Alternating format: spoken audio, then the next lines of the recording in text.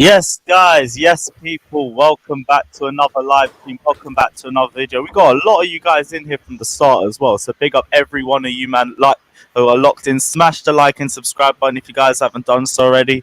We are 8 days removed from Chelsea being champions of Europe. So as usual, we're gonna run with the pop. Big up the champions of Europe as always.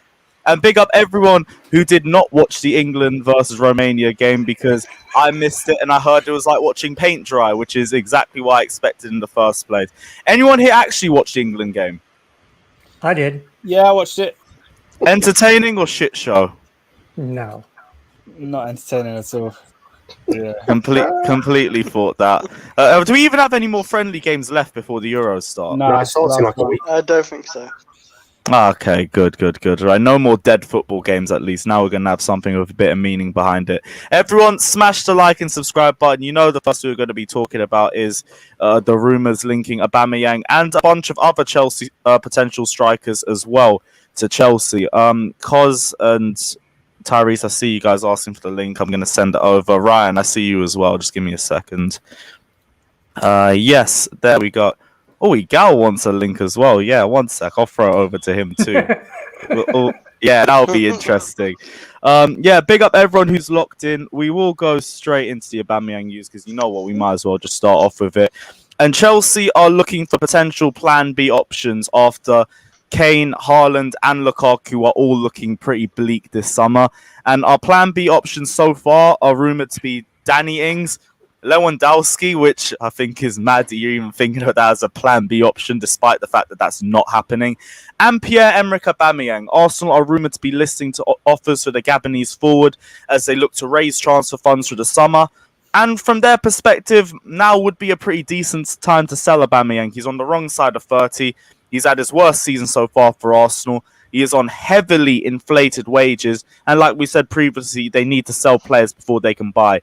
And selling their highest paid player would go a long way towards improving their ability to spend in the transfer window. Now, Aubameyang and Tuchel were rumoured to be spotted speaking for an extended period of time after the Arsenal-Chelsea game in May. And it was to a point where it was so long that one of the coaching staff had to go and get him so the team coach could leave.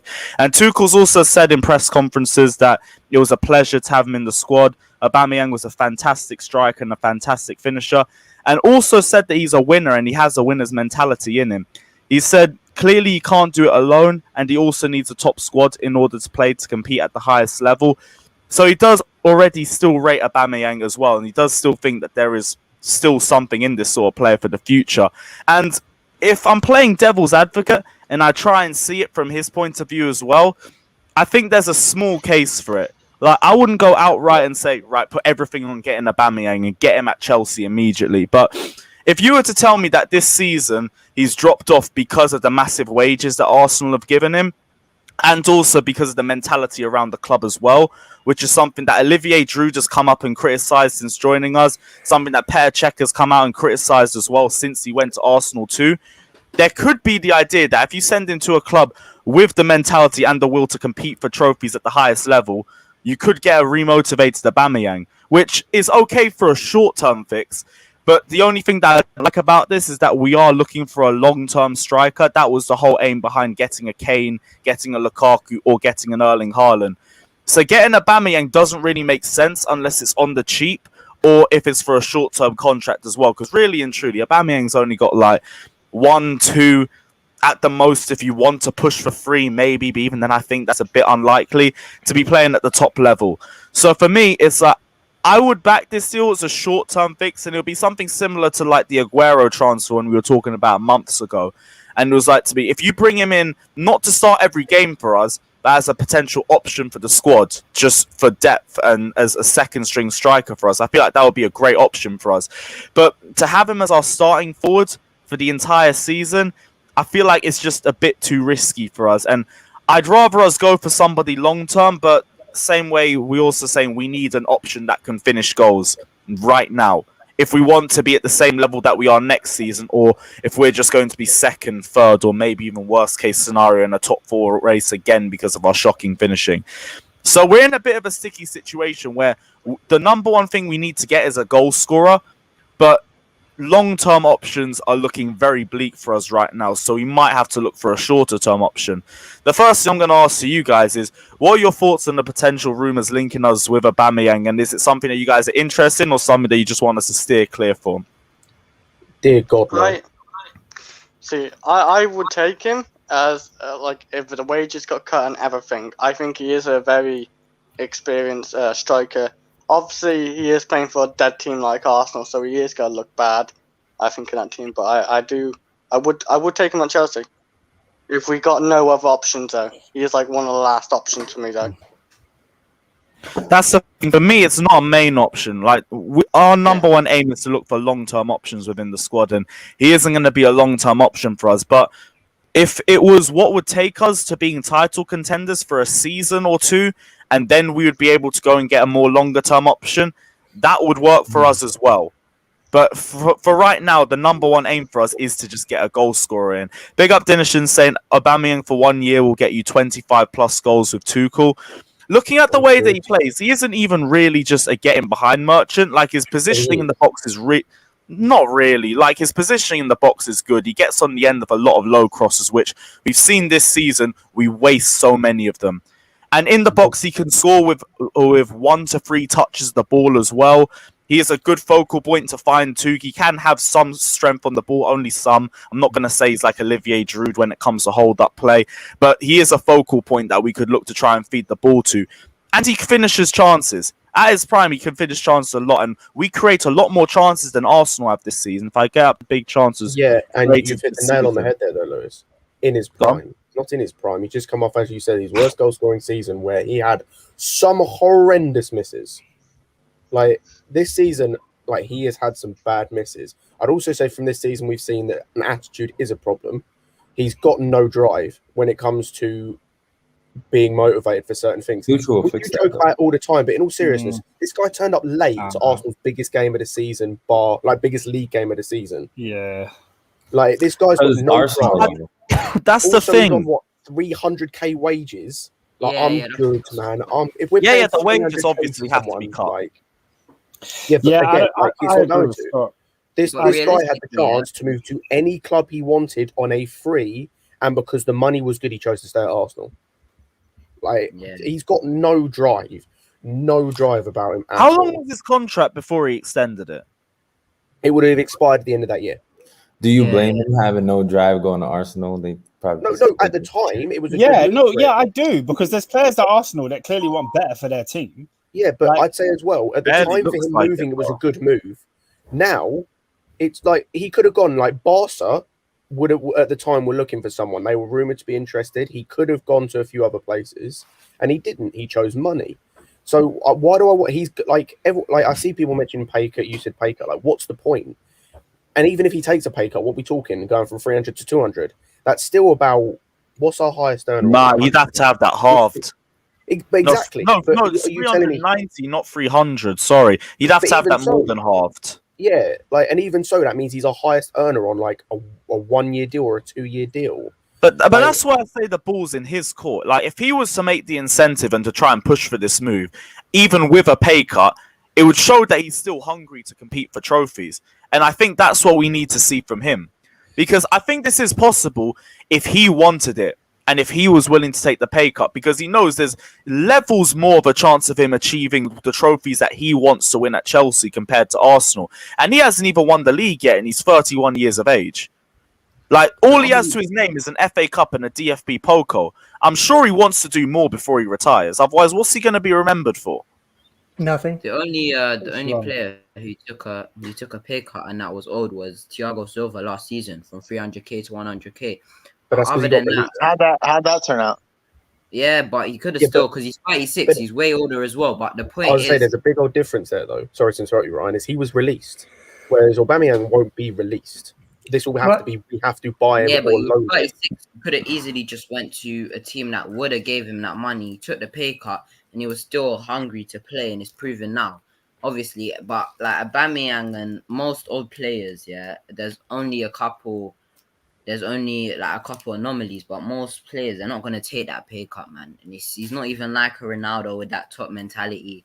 So it's just too much of a risk, like 2-3 years, and like the fan base as well. Half our fan base don't want Hazard back, and it's a similar situation. Like they're both gonna give you maybe 2 or 3 years if we can get them at their best, but both of their wages are a bit, both of them aren't at their best anymore.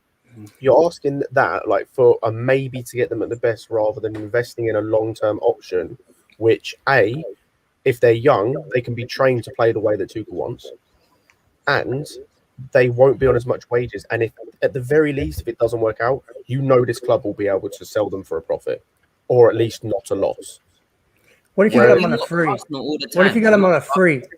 When does this deal end? It's like it doesn't matter if they're trying to cut their wage bill, which is what they're trying to do, because they did it with Ozil, and they did it with and you did it with Sanchez. Ozil wasn't earning as much as there was a lot of politics with that Ozil thing as well. Yeah. They're not getting rid of their captain on a free. Yeah. And they're like best goal scorer. As bad as he's been this season, he's still their best goal scorer. And it's the thing. Kroenke's not an idiot. He won't sell him to us for cheap. He's a businessman at the end of the day. No, he doesn't run the team, though. He doesn't run the team at all. That's what people need to decide. Let me say this. The owners of these clubs do not run them. But the people that do run the team does not run them, and Kroenke does not run Arsenal. It's the people in the front office. And if you're told you need to cut the wage bill, because if you cut the wage bill, that we can use that money for transfers. Because everybody's played FIFA, and you can use a little slider between wages and transfer. Well, that's what they're doing. They're shifting the money from wages to transfers because they have no assets to sell. Nobody is going to pay top dollar for Aubameyang at 31 on that salary. Now, if you could do a minimal transfer fee, and he would decide to, okay, I want to go win these trophies before I retire. Gem DMs. Then, of course, you would sign somebody who can finish in the box. And besides this season, which he had no motivation, knowing that Arsenal was going to win nothing, why would you put yourself out there and go full out for a team that's going to finish 8th? No, that's not valid. That's not valid. He just signed a brand new contract for that team that you're talking about. Yeah. So he signed a new contract going into a new season, and he was poor along with the rest of the players that were poor. And as I said, he had the chance. You can't separate him from the team. But he's part of it. Would you take him between? I'm not separating. Would you take him between 5 and 7? What do you mean? Like for a fee of like 5 to 7 million. I'd go to 20 million. Depends on wages, but they're not going to sell him for 5 to 7 mil because. What did we sell? What did we sell David Luiz to them for? 7.5, 8. Yeah. If they're motivated,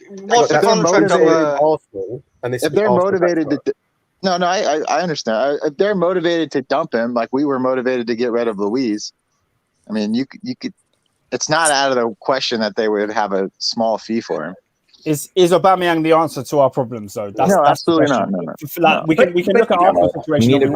Our situation, do we need Aubameyang? Short term, maybe. As a backup, maybe. That's why it can't be a big fee either. But we're talking about this because the clinical striker is going to cost you £150 million.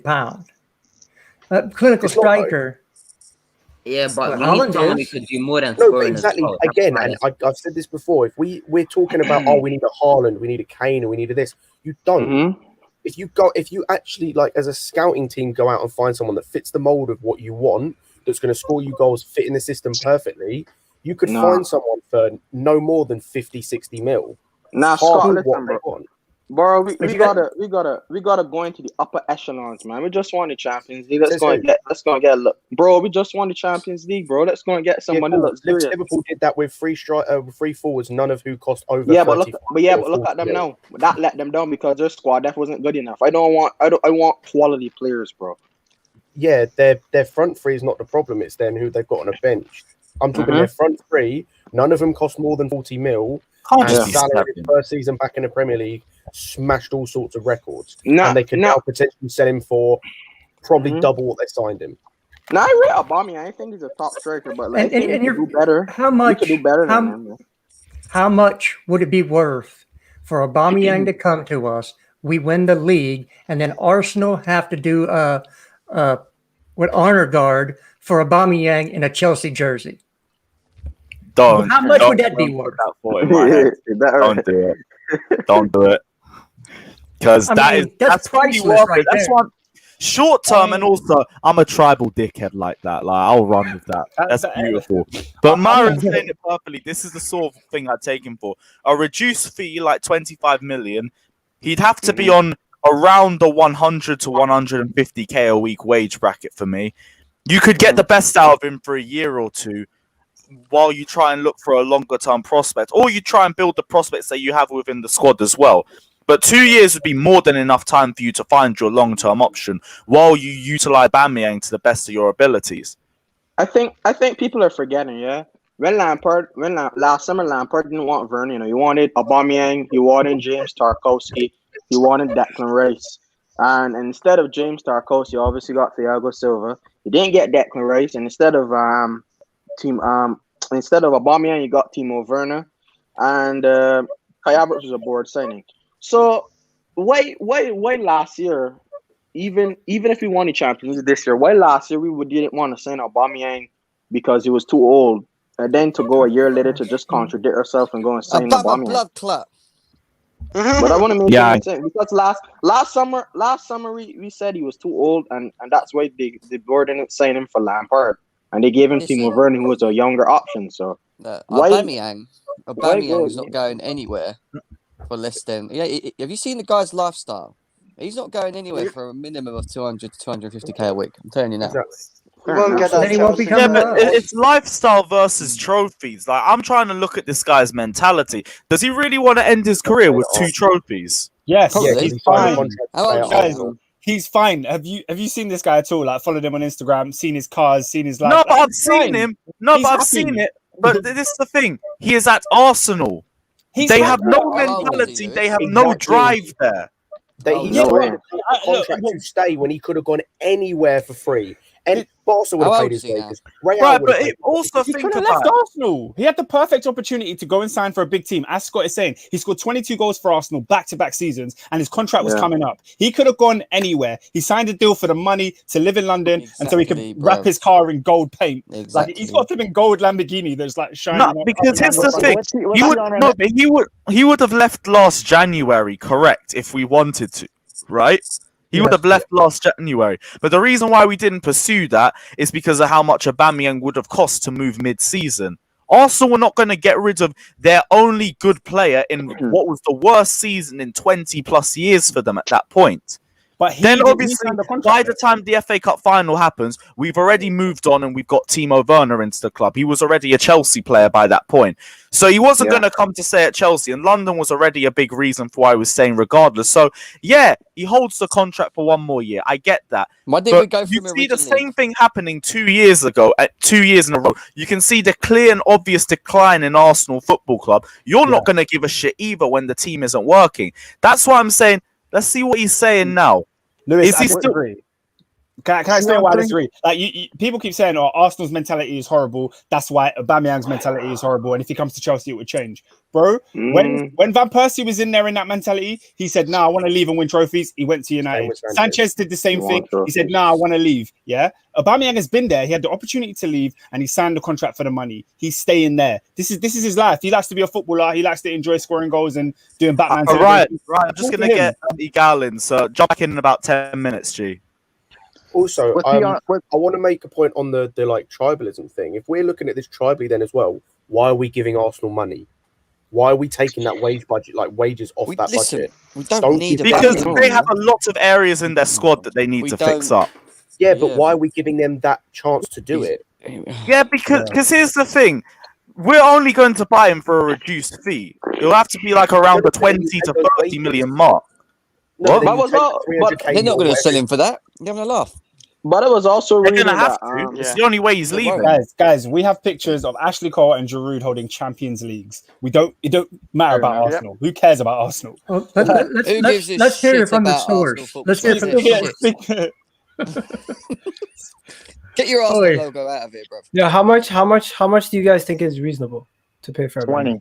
15 mil? I think 20 is high. 10 mil? 10. My personal opinion. Wow. Are we Personal talking opinion, how if you are guys- we judging this? Because I was My- probably going to say 30. If we're looking at like how important. By it the is way, to you, EGTV in what the he can title. offer. Check out, like, and subscribe. Big up yourself. Yeah, I'd have probably said 30 max. How in about terms we of give? How in about we terms give of you what he- Alonso and someone else, and then you Yeah. can just give us in. You know, Yeah. we like taking them. Give him Alonso and Emerson. We'll give you Armando No. Broja on You loan guys, for a you year. guys want to know actual stuff here? Give us Rudiger and 10 million. We'll take it. He's Ah, better. You don't deserve Rudiger. Rudiger. Hey, 10 you million. wouldn't even ask for a striker from us.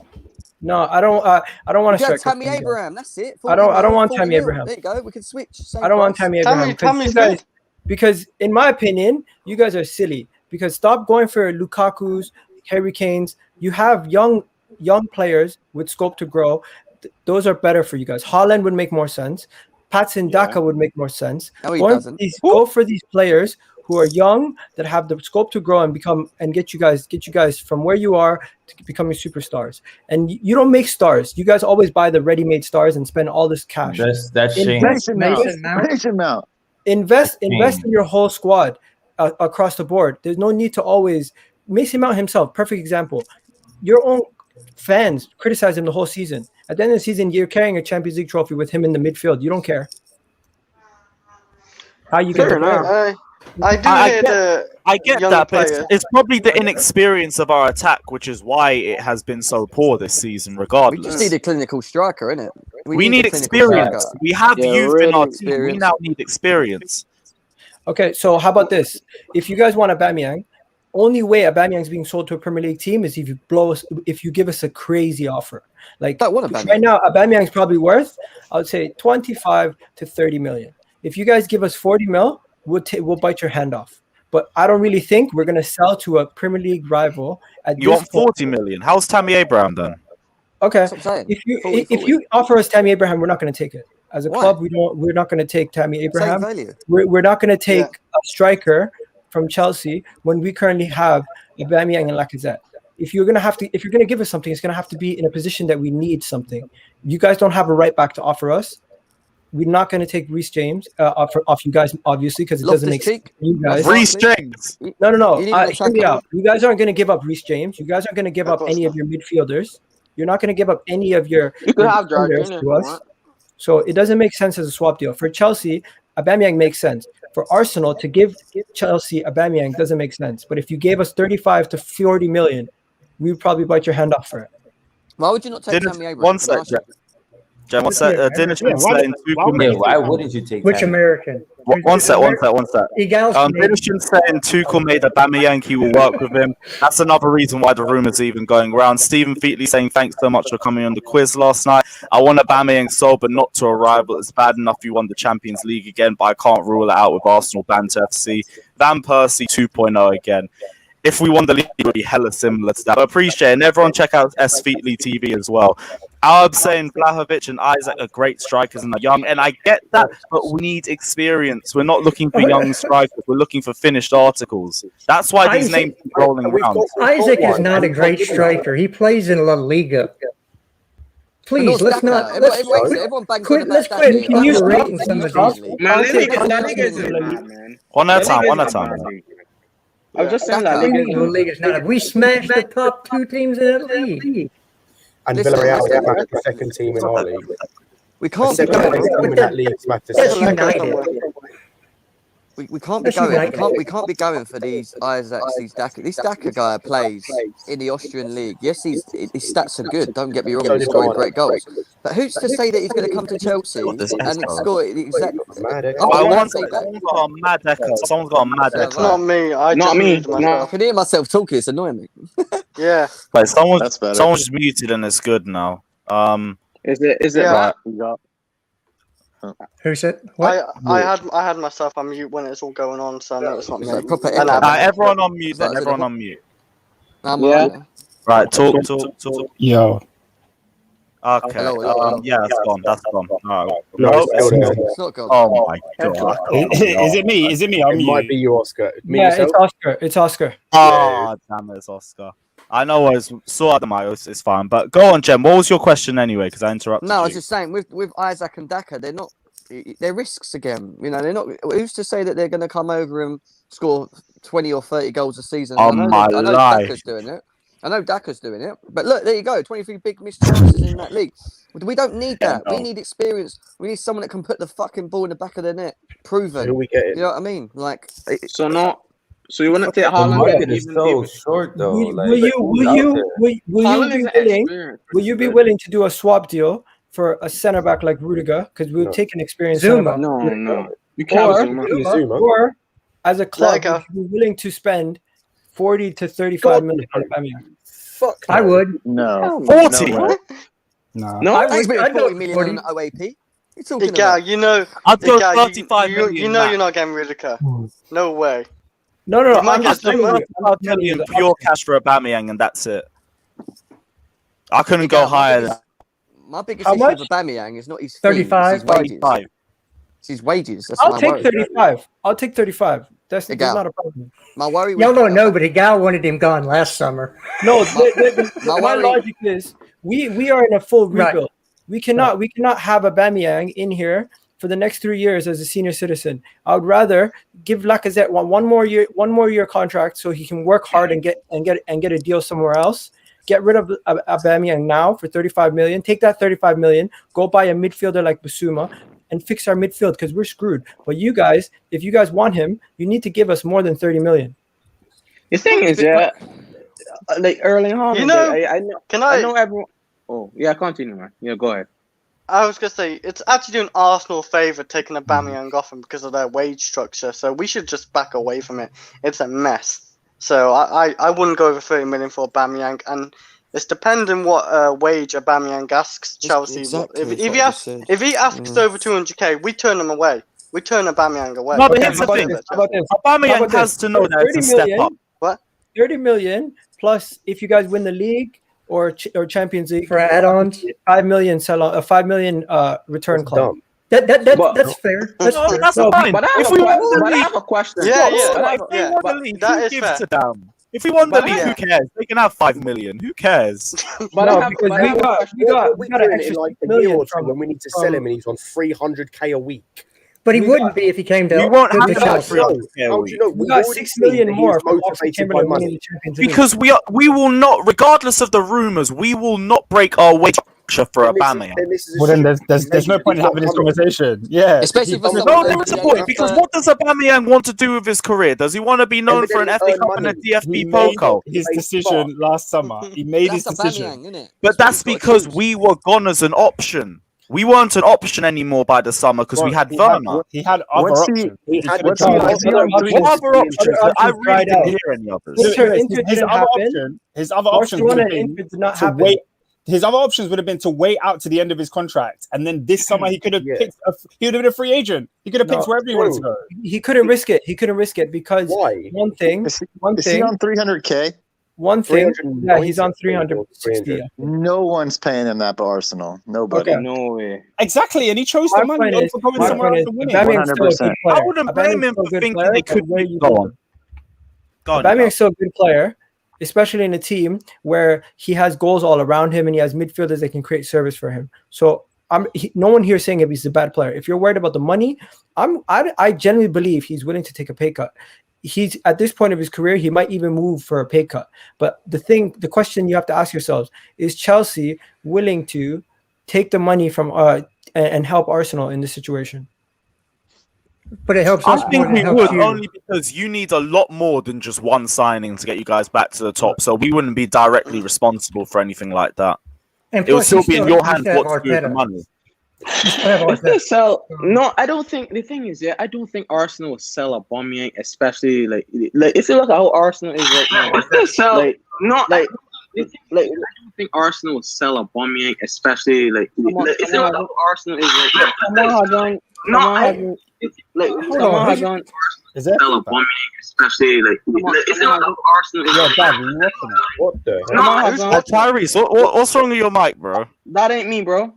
I'm not watching. I'm not watching.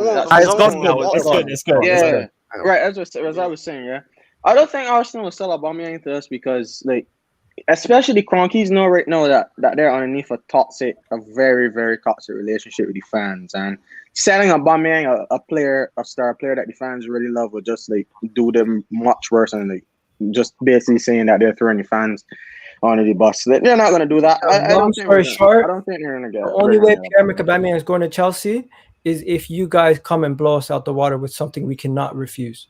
Okay. Do you know what his market value is? His market value is between 20 to 30 million, 25 to 30 million. $31 million. 31 million pounds is his market value. That's worth it. Myron Phillips. I said 35 million max. I'd be fine with on a 2-year deal. I don't know why aren't you guys going after Lewandowski? We need a goal scorer. Why aren't you going after Lewandowski? Yeah. Because he's not for sale. If you actually go out and look, I don't know what this obsession is. We're going to get in someone that's a name brand when we see it all the time and it fucks up, and then we wonder why it's fucked up and we can't do anything with them.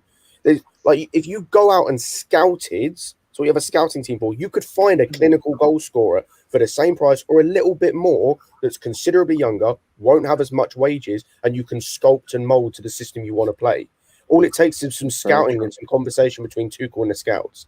So we're looking for instant impact. One sec. Big up Myron saying 25 and we're doing a favour. If we got on for 25, that would be fucking madness. There have to be big marina tax on that. Christopher saying, I would rather spend an extra 10, 50 million pounds to get Andre Silva.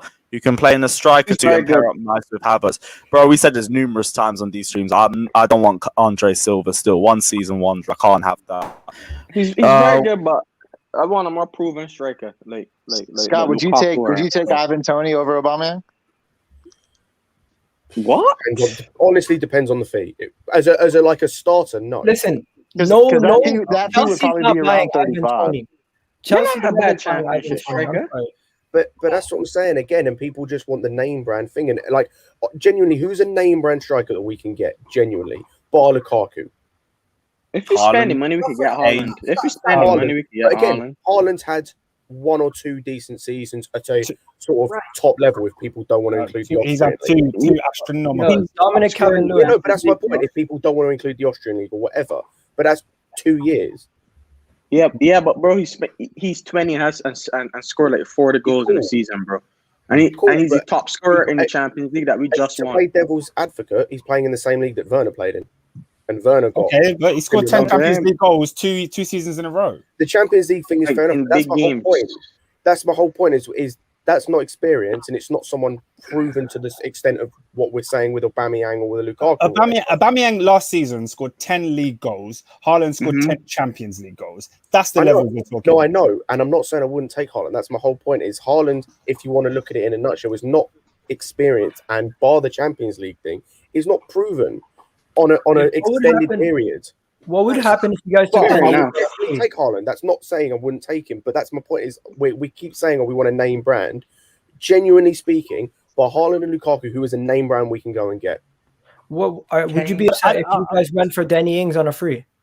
Yes, of course they will be. He's not free, as a squad player, I wouldn't mind him, but as a definitely wouldn't touch him. Exactly. Someone said in the comments, I had 2 ACL injuries. I'm not interested. But he's a good transfer. Ings would not be my first choice. You don't know my first choice is Haaland. It always has been. Yeah. But, and again, if Lukaku's out of the water, I'll probably have to warm up to Haaland anyway. So Lewis, come over, man. Lewis, I'm gonna head out. There's people saying Lewandowski. Yeah, Lewis can hear me. He's coming. What was that, you go? I'm gonna head out, man. Have a good one. In a bit ago. Safe for jumping on. Yeah, later, man. Yeah, all the people saying Lewandowski are high. Like, I'm sorry, you're just high. He's not going to leave. He has no reason to leave. You're crossing Chris's dreams, man. Quick question, right? He has no reason to leave, of course. Yeah, he actually doesn't have any reason to leave. Scott, haven't we all already come to a consensus agreement that there aren't a lot of world-class strikers in the world? Exactly. But then that's what I'm saying is you go out and scout the ones that you can mold. But every time we mention a name or a name score up, it's he shouldn't be starting for Chelsea. Because it's meant to mean something. But it's like Drogba was a nobody until we came to Chelsea. Right. Yeah, true. But then we had Jimmy Floyd Hasselbank was amazing before he came to Chelsea. Real quick though, Drogba didn't score. Hasselbank was. Drogba didn't score 20 I wasn't sure for a couple years. He won the Golden Boot before he came. Goals for a couple years. We had the goals coming from the midfield and everything. Yeah. But we need a striker to come in and score 20 goals, and not or ifs or buts. He needs to come in and score 20 goals. Do we even need that much? We still had Good Johnson. Banging goals. Yeah, but Dag, I want 20, but is that a necessity for me? To win the league, if we had to be challenging, if we're going to be challenging against Liverpool, against Man City, against Man United, we're going to need 20 plus goals from 100%. And yes, and we don't. But guess what? We don't need to break the bank or to go and sign the Megan Brown. As I mentioned earlier, Mane brought from Liverpool, bought Mane from Southampton for 32, I want to say. Salah from Roma for like 36, I want to say. I could be wrong. Don't quote me on those. Both smashed it in terms of goals. What do you want to do? Do you want to go for a Pedro Neto from Wolves then or something? No. If he's going to score, if he's going to fit the system, it's about getting someone that fits the system. Yeah, and Aubameyang does. Okay, fair enough. What's happening to Aubameyang does? System. I'll send you a link. Come on, bro. Let's talk Aubameyang. Let's talk your guy. Come. When it comes to Aubameyang, do you know what I fear? I fear that kind of Torres signing where we bought him. He kind of tailed off at Liverpool before, but we thought it weren't that big of a deal. We've basically seen Aubameyang have a poor season at Arsenal. Does it make sense for us to take the punt on him now? Do you know why Torres was not very good? Because he had no cartilage left in his knees.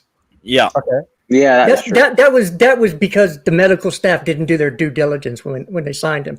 Okay. Aubameyang, first of all, does not play a lot of international football, so he's a young. He's about to be 32, very young 32, because he does not play a lot of international football. He doesn't have a bunch of European experience because he's played for teams that don't get very far, so he doesn't play that many games a year. So the mileage on his tires are not as high as some of the other players of his age. Not saying that I wouldn't mind Aubameyang. I think both of those things I can't even agree with. The last 2 years he's got far into the Europa League with Arsenal, and then the year, but he's captain of Gabon. He goes to their international games. That's a big factor as well because he's going to be away for Africa if they've qualified.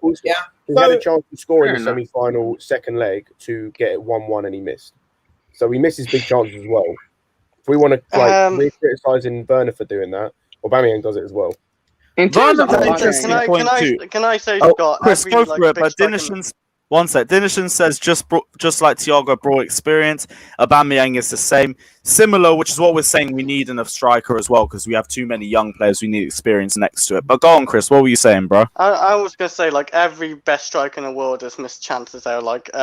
Aguero, Messi, Ronaldo, they all miss chances. Suarez, they all miss chances. So I don't know, saying just because he missed a couple of chances, saying he's like Werner. And I do back Werner, of course, but I don't think he missed much chances as a Timo Werner would.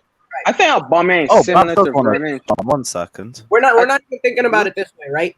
Of all these strikers that we're talking about, Aubameyang is the only one that can play across all sides of the front three if we stick to the back three, right? Fair enough. No, he can't play on the right. That's he can't play on the right, and even Arsenal fans say he's better on the left than he is on the up front. Yeah, I know, but I'm saying the dynamicism is an aspect that we have to take into account as well. It's not just about Scott. I agree with you. I don't want Aubameyang. I don't think it's gonna better our team like that. But if we can't get Haaland, if we can't get Lukaku, if we can't get any of the options, I wouldn't mind getting Aubameyang for 25 mil. That's what I'm saying, right? I can understand that. I wouldn't mind him either. That's the thing. That's the thing. Hold on. We get him you man discussing my strike here? Yeah, sir, we are. Yes, bro. What are you saying? You got with the Chelsea, yeah? Might be. Might not be. We're just debating. I'll be honest right now. He does not suit what you need.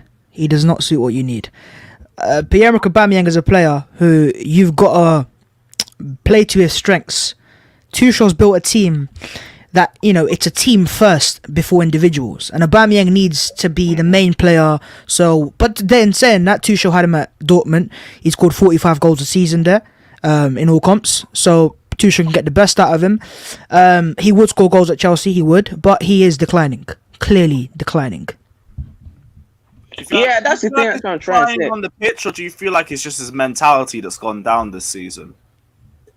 I don't know about mentality. To be fair, this season I won't comment much because he picked up a bit of form. He scored 8 goals in 8 games, and then obviously something happened with his mother, unfortunately. So, like, I don't know, maybe that was a part of it.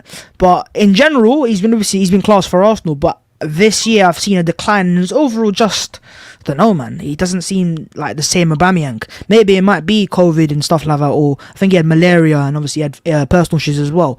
But yeah, he doesn't seem the same striker he was last year. Like when we beat Chelsea in the final, he was the best player we've seen in a while. Like he was scoring goal, confidence was there, dropping players, scoring great finishes.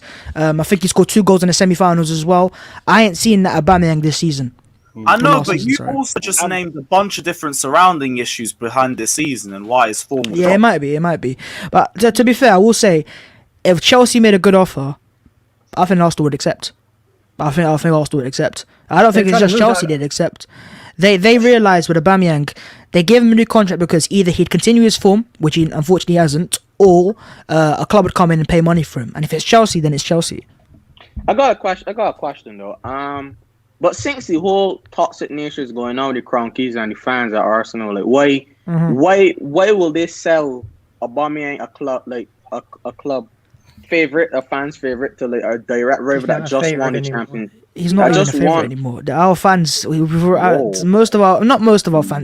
of our fans have already started to ask questions and question his captaincy and his attitude and his desire for Arsenal. Like there was a poll I saw yesterday on an Arsenal page, and 45% of fans said sell Aubameyang. So it's not actually. I still love him. I still appreciate what he's done for my club, but a lot of fans are just they're ruthless. They just want to get rid of everyone. They can't be asked for it. They want change. It's the same thing from Chelsea as well. I'm saying Aubameyang is just a crappy hair merchant. If you want to bring crap from Arsenal, let's just get William back. Completely allowed that. I never want to see that again. Charlie Costa saying EGTV talking like he's the CEO of Arsenal. Yeah, that's what it is. But who was speaking for that? Sorry, because I just had to go through the super chats. Yeah, I was saying, I didn't even know that the fans doesn't love him anymore. But no, we do love him. But our fans are very reactionary. We're over dramatic. I know. We want to act like one bad game is the worst player, one good game he's back again. And it happened all the season. He scored 8 goals in 8 games, and fans are like, "Oh, he's back." And then he put a stinker against Liverpool and sell him. He's not the captain. Strip him of the armband. It's just our fan base in general. It would look really bad from like Arsenal's perspective to sell Aubameyang to a direct rival that just won the Champions League. That would look really bad on like Cronkies. It would. I can see happening. Aubameyang, I think, correct me if I'm wrong. When Aubameyang signed his new deal, he said that he wanted to be an Arsenal legend, right? He did. Doesn't him going to Chelsea just completely nullify that? Like it does. But if you don't win anything, you can't be an Arsenal legend anyway. He won the FA Cup. But I do. Last year. He's already got that in the bag. Okay, in the FA Cup. I think the thing is, so with Aubameyang, is Arsenal. Yes, it does. Look at the club you're talking about. 14 FA Cups. You think another one really makes them that makes you a club legend? Bro, I don't think, as it stands, I don't think he's a club legend anyways. We don't have a club legend playing for us right now. So Aubameyang is a cult hero and one of the best players we've had in recent years. But a club legend, 1 FA Cup, that's not enough. Stretch. That's a big stretch. And Tyrese, with the point that you made, willing to sell is very different from just not liking the player anymore, right? Like, I love every single player on our team, but I'd be willing to sell a handful of them. I'm 100%. So it's not about just no longer wanting him. It's just about understanding the pros and the cons of having him on your team and not having him on your team. And Arsenal, for a team that are sitting in 8th place, right? Rebuild is not the worst thing. You take $390K off of your wage budget. That's 2-3 players. That's very true, That's very true. Look at the striker market though, right? And if we sell Aubameyang, I don't even want another striker in. Like the market is dry for top strikers right now, unless you pay big money for Haaland or someone like that. You're not getting that striker. You could get Andre Silva, man. But no, come on. I would rather just put the faith in my young player, Balogun. I really rate Balogun highly. Okay. I'm not saying he's anywhere near Aubameyang's level right now, but I'd rather just, as you said, if it's a rebuild, it's a rebuild. Start over again. Yeah. Also, I think, Babs, as you mentioned, like if you were to sell Aubameyang, it gets you out of playing a system where it's catering to one player to where you can develop a system that caters to the whole team. I hear that, but you know what it is? We're not even doing that right now. We're not playing to Aubameyang's strengths. Arteta stopped doing that a while ago when he moved him back to centre forward. And now Aubameyang looks confused when he plays for Arsenal. He doesn't understand what to do, like to come deep, to go forwards, to make his instincts to running behind, but he can't do that in Arteta's system. But look, he did well for Dortmund under Tuchel, so maybe that. I was going to ask you, actually, talking about the position thing. Where do you think his best position is? Because I'm curious about this, because I mentioned this earlier, but I'm not entirely. I want to hear it from an Arsenal fan. At Arsenal, it's actually been left winger. Yeah, it just definitely has been. As a striker, he hasn't imposed himself on games. He's too absent, you know. He really is. I want to see my striker get involved, do link up, and his link up, if I'll be honest with you, it's pretty shocking at times. Like little one-touch passes that I used to see Giroud make at Arsenal, I don't see anymore because we can't do it. So in many games, we've seen Lacazette actually play better as that deep line centre forward, drops off deeper, and then Aubameyang make runs in behind in the left half space. Yeah, and that's going to create a bigger problem in itself, because that's going to create him and Timo Werner will always be occupying the same space on the pitch. And that's 2 out of 3. If we're playing a one up top and it's Aubameyang, if we play a 4-3-3 next year, which we quite easily could be, imagine having a no link up from your striker whatsoever. We get at Tammy for having a link up, and we get. I've seen Werner play, and Werner probably has better link up than Aubameyang does. It's just as a fact. Oh my god!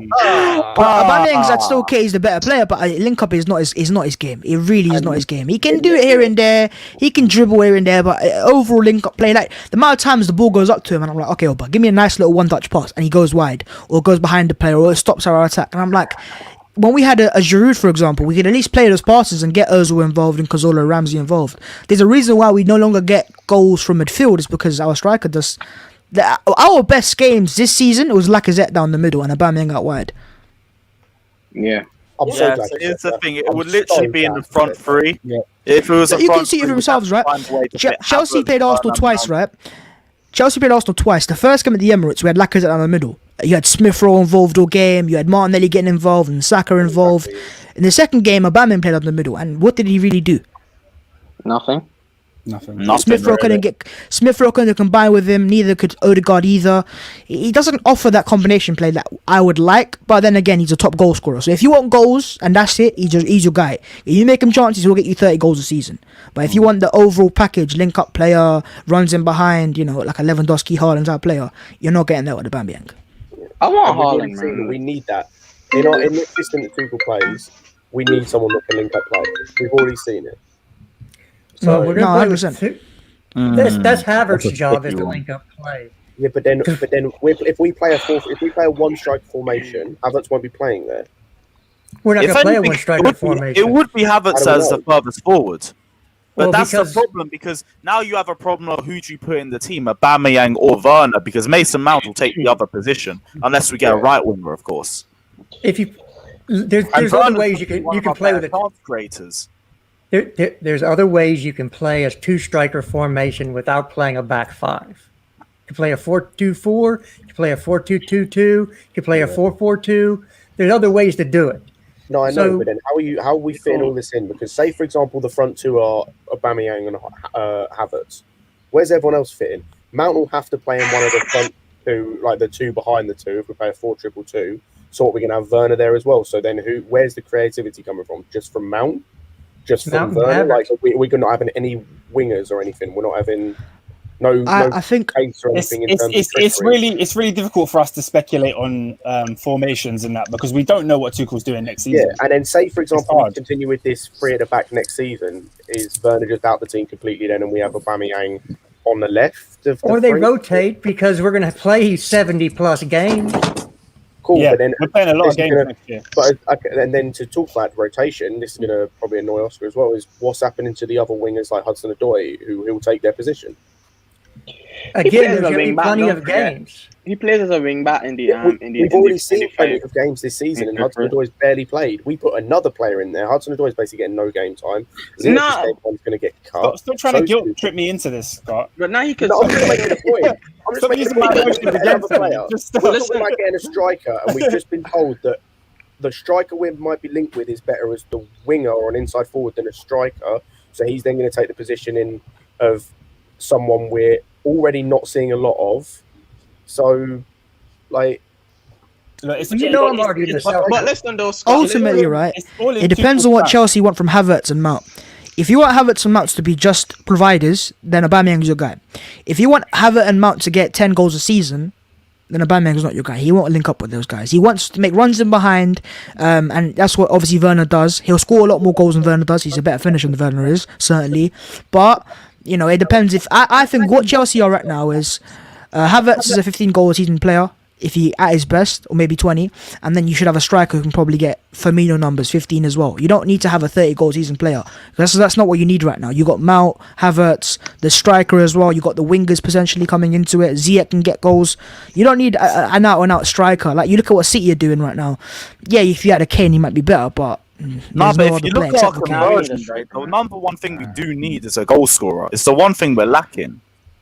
Take Eddie Nketiah. We need a strike. Oh, right now, Junior and Nketiah. He's a record goal scorer for England, you know, for the under-21s. Yeah, at the under-21s. He's got more goals than Alan Shearer does, and Harry Kane. So Don't say Danny Ings. I can't be asked, Junior. Speaking of prop, what are you saying? At the end of the day, like, let's have it right. We're champions of Europe. We don't, you know what I mean? What do we need right now? Right now, we're sitting comfortably. I just want to say to everyone here on That's the panel, danger, though. We don't want that. Everyone on the panel, if your team just won the Champions League, please shout out minerals to me, man. I want to hear the minerals. Minerals! We got the minerals, baby. There we go, man. Minerals, man. Minerals. What are we saying? We've been talking about Aubameyang to Chelsea for the last hour. Then. I can't see that happening, man. I can't see that happening. I think that's just a bit of a filler from the journos to keep things keep people talking, because there's not much happening right now. Because as we know, Chelsea keep their business very private, and when the time's right, we'll know about actual concrete rumours that are actually going to happen. Do you know what I mean? We say that, but are we really quiet about things, or is it just the contract extensions that we're quiet about? No, we've always, because that's the only thing that's been a surprise. I think we've always been a bit quiet, to be fair. I look, the way I look at it, what I've heard, if it's true, that Marina said that I think it was Simon Phillips who tweeted it, that she's saying to Tuchel, you know, build your team around Havertz. So that screams keep him as a false nine and work around what's getting the best out of him. Now, I did say, if you remember earlier on in the season, I said if we win the Champions League, Giroud will extend, and he has. So Giroud. Did you say that? Yeah, I did say that. Giroud's going to stay. But he's not staying. Why are you saying he's not? We did that so we get money for him when he goes. I won't lie. I'll be real. If he does stay, that's stupid. But we don't get a lot of money for Giroud. Giroud will be like 10 mil, bro. If that's 35, that's still 10 mil. Yeah, that's 10 mil. You're not getting 10 mil for a 1 year contract. You might get 5 mil. How much do we pay for David Luiz? We paid like 6 for David Luiz. 8 mil. I thought it was 8 mil. Yeah, you're not getting 10 for Giroud. He wanted to leave, and he forced his way out. Also, I'll say maybe. The difference is as well is we'll be selling him to probably one of the, I assume, AC Milan or one of the 2 Milan clubs, and they are very we might get 10 mil. Yeah, broke them clubs. If we sell him, fair play, it's great business. But you know, if we've extended his contract, there might be a chance that he does stay. But it's a win-win. Just put Havertz as your false nine. Sign a winger like a Mane, Salah type of goal scorer winger, and then have another. That's what you need. He's like a better version of Firmino. Havertz. That's what Liverpool wanted him as well. The only way I'm happy if we I don't get me wrong. I think Havertz is a false nine. I'm all for that, because I think he will be clinical. He'll get us a lot of goals, and we will get goals elsewhere with Mount and hopefully Pulisic and so forth. But I just feel that if you are going to go that route, you do need, like you said, you need someone like a Sancho or Grealish. You can't just go a whole season without. I wouldn't say that. Sancho and Grealish are both creative players. Yeah. You need goal scoring wingers. You need players that are going to get you 15, 20 goals potentially a season. But who, so you need to find. There must be players out there. There's a lot of goal scoring wingers. A lot of those. Bro, we need we definitely need a striker. I think we don't necessarily need. No, but if you get a striker, you're not going to get the best out of Havertz. To get the best out of Havertz, you got to play him down the middle. Yeah, he's false nine. He's got false nine, and have 2 goal scoring wingers. We could play him as a 10, but if we play him But as then a Mount 10, drops out then. Yeah. Well, look at If you have a 4-3-3 and Mount as one of the 8s and have Havertz as that number 10 or number 9 and have 2 wide wingers that can cut inside and score goals, that's gooch. Yeah, for sure. Like, hold on. I just don't see that if you're getting rid of Giroud and Tammy, like you need a sort of plan B striker because Havertz is not going to play every single. Hey, that Memphis Depay is a shot though. I won't lie to you. Memphis Depay is a shot. Still not a striker. Would you If you could have got him, he would have been perfect. But I know if we're Memphis would have been perfect for you. Giroud and we can't get a big name striker, I'll take Callum Wilson. Memphis would have been perfect as a winger striker. A backup All would day, be man. an Callum actual Wilson. backup and a different I'll option. take him as a backup, man. Wilson. No, but you forget you got Giroud as backup now, don't you? If he goes. There's rumours that Giroud and Tammy are both leaving. So Are we saying that we're definitely not going to get a Haaland then, basically? No, I just think 150 million. We need him too. I'll give you right. I'll find you right. A goal scorer winger. He's Brazilian, right? He's got 10 goals. He can get 10 goals a season, right? It is this guy here. You give him a penalty, he'll take it. He turns up in White Hart Lane all the time. Right? He's world class. He's won a league title. You could, he's the one for you. I knew where that was going. He's coming. He's coming. Are we talking about Neymar? No. Yeah, Neymar. His middle name's Neymar. His first name's William. We're good. Arsenal aren't going to sell us their captain. He's not okay. Yeah, but we use the term captain loosely, and so do Arsenal fans. What about Cho? Can't you not make Cho into this goal scoring midfielder? Winger? Like, has he not got the finishing ability? His decision making 1 in to the 2 final years. third is- No, but you got to because put it this way: whoever you sign now, we need 15 goals a season, geezer. yeah, but why can't Cho do that? Isn't that Cho used to do it for the academy? He used to get goals. He's not that good. Will eventually. He's just not right now. He's not ready for that right now.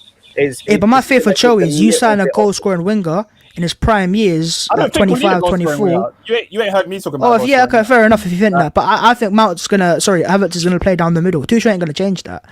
You know, that's why you're linked to Aubameyang, because Aubameyang is that. He's a goal-scoring winger, technically speaking. He plays out wide and comes inside. In my opinion, but you're if I gonna have look to at pay it, top wages for Aubameyang. Top You wages. guys are forgetting that Charlie Mustang Jr. is coming back this year. One set, Tyrese. What are you gonna say, bro? Right. As I was saying, if we look at for the past couple of years in Europe, every top team had a striker that opposition fears. Like Barcelona in their time, they had Suarez, they had Eto'o. Man City, they had Aguero. Even teams like Real Madrid, they had Benzema. Bayern Munich had Lewandowski. What striker do we have right now that someone genuinely fears? No one. Did you just say any top? We had Diego Costa. We haven't had a striker that no one fears since Diego Costa, bro. He's left nearly 4 years now. We need a striker a big. We need a physical frightening striker that the opposition are going to fear. Do you know the player you need a player like Gnabry? Right, Gnabry is a goal-scoring winger. That's what you need, like a deadly winger cutting inside. No, but a player of that ilk, a Gnabry type player. Yeah, I get a Gnabry. We don't need nobody else but a clinical striker. We need a striker, man. No, but then where do you put Havertz? Where do you put Havertz if you get clinical striker? If we play Havertz as a false 9 and it's a 3 forward, like a 4-3-3, then we do need a goal scorer. It depends on the system we're going to play. Richarlison's a shout. Richarlison. Yeah, he's a goal scoring winger though. He's right though. Like when we played Arsenal, right? And Havertz was through on goal, and he's missing that chance. Essentially. Yeah, but that's because the best goalkeeper in the world's in goal. Yeah, right. We totally. Yeah, I mean, Mate, a bit scared. That game you could have had Haaland, Mbappe, and we still. But if we just have a striker, it's just one of them games. More points a season. Yeah. No, I just want a striker though. To go and get a striker. Yeah, we do need a striker. You need the perfect striker. You don't need just any striker. A striker that's link up plays good. Yeah, has got speed to run in behind, to get goals and get assists. You except for Harry Kane, you don't find that. And Haaland. You can. I don't think we don't need assist. Haaland's link up play is actually decent. We need the link up play and the one who's just going to go get Haaland, isn't it? I'm going to get Haaland, but he's a lot of money. You want a Champions League? Surely you can get Haaland, right? Yeah, he's a lot of money. Paying 170 million pounds for him. But you've just won a Champions League. You should be able to attract Haaland to come to Chelsea. I still want us to test Inter and Lukaku, if we're being honest, but I think that. Nah, Lukaku ain't it, man. He ain't it. If you can get Haaland, you'd rather get Haaland. He'll just give you more years. Lukaku, you get now, you get a couple of years out of there, and then what do you do with him after that? Sell him to Arsenal. So that's a long-term game for you. You want to wait 5 years and get Lukaku in. Or that 5 years and get Haaland in, actually. We need another youth player, bro. We can't go for youth. We can't go for youth now. We need experience. Haaland fits the mold of what we need. Haaland is an experience, but he has the capability and the ability that we need. We need that striker that's a great finisher that's gonna bag us a lot of goals, man. And I think Haaland would be perfect, but he's gonna be a lot of money. Bro, do you know what? Just go and get Son from Chelsea, from Spurs. Levy don't sell to us. It'll be easier to get than Kane. We could be after flipping Dyer, bruv, and he still wouldn't sell it. Do you know what I mean? Oh, yes, cuz. Can I just make a point as well to kind of show we need someone experienced or whatever thing down? Diego Costa had one good goal scoring season before we signed him, and that was the season before we signed him. Yeah, but and he had 3 years of experience playing with Atletico Madrid at that point. So it wasn't like he had tons of experience. But look at his idea that we need someone with experience. Like Diego Costa was the absolute. We just need that profile. He was big. He was physical. He was frightening. Like no one liked to play the game. Go get Sterling from Man City, which comes down to scouting. No, it's not a bad shout. Sterling's a good shout in my opinion. Sterling could get you 25 goals at least. Listen, I told you, man. You go and get yourself a deadly winger and get Danny Ings in, and you're good, man. Oh, come on, man. Danny Ings is our number one striker. No. What I said. He will sit. I don't understand that, guys. Squad player. Danny Ings scored 22 goals last season. Yeah, man. Last season he scored the same amount of goals as Aubameyang, but you guys are taking your nose off. Yeah, no, because Danny Ings has had 2 ACL injuries. Well, fair enough, injury prone, but he's good enough as a player. But he's not going to be. I'll take him as depth, but not as our number one striker. No, we're going to have. Okay, how much can he cost? We're going to have Havertz as our main Yeah, but then number who's 9. getting the goals in that front? Well, that's the way. That's the way. Timo, Kai Havertz, clearly. Be honest, I'm not necessarily agreeing with that, but at the end of the day, if Tuchel wants that, like I'm going with what the gaffer wants because he's just won the CL. He knows what we need. Do you know what I mean? Gaffer's not going to go for Ings. He'd more likely go for Aubameyang than Ings. Yeah, probably would. Yeah, but with Aubameyang, you've got the baggage of 350 grand a week. But he also knows we won't talk on 350, Johnny.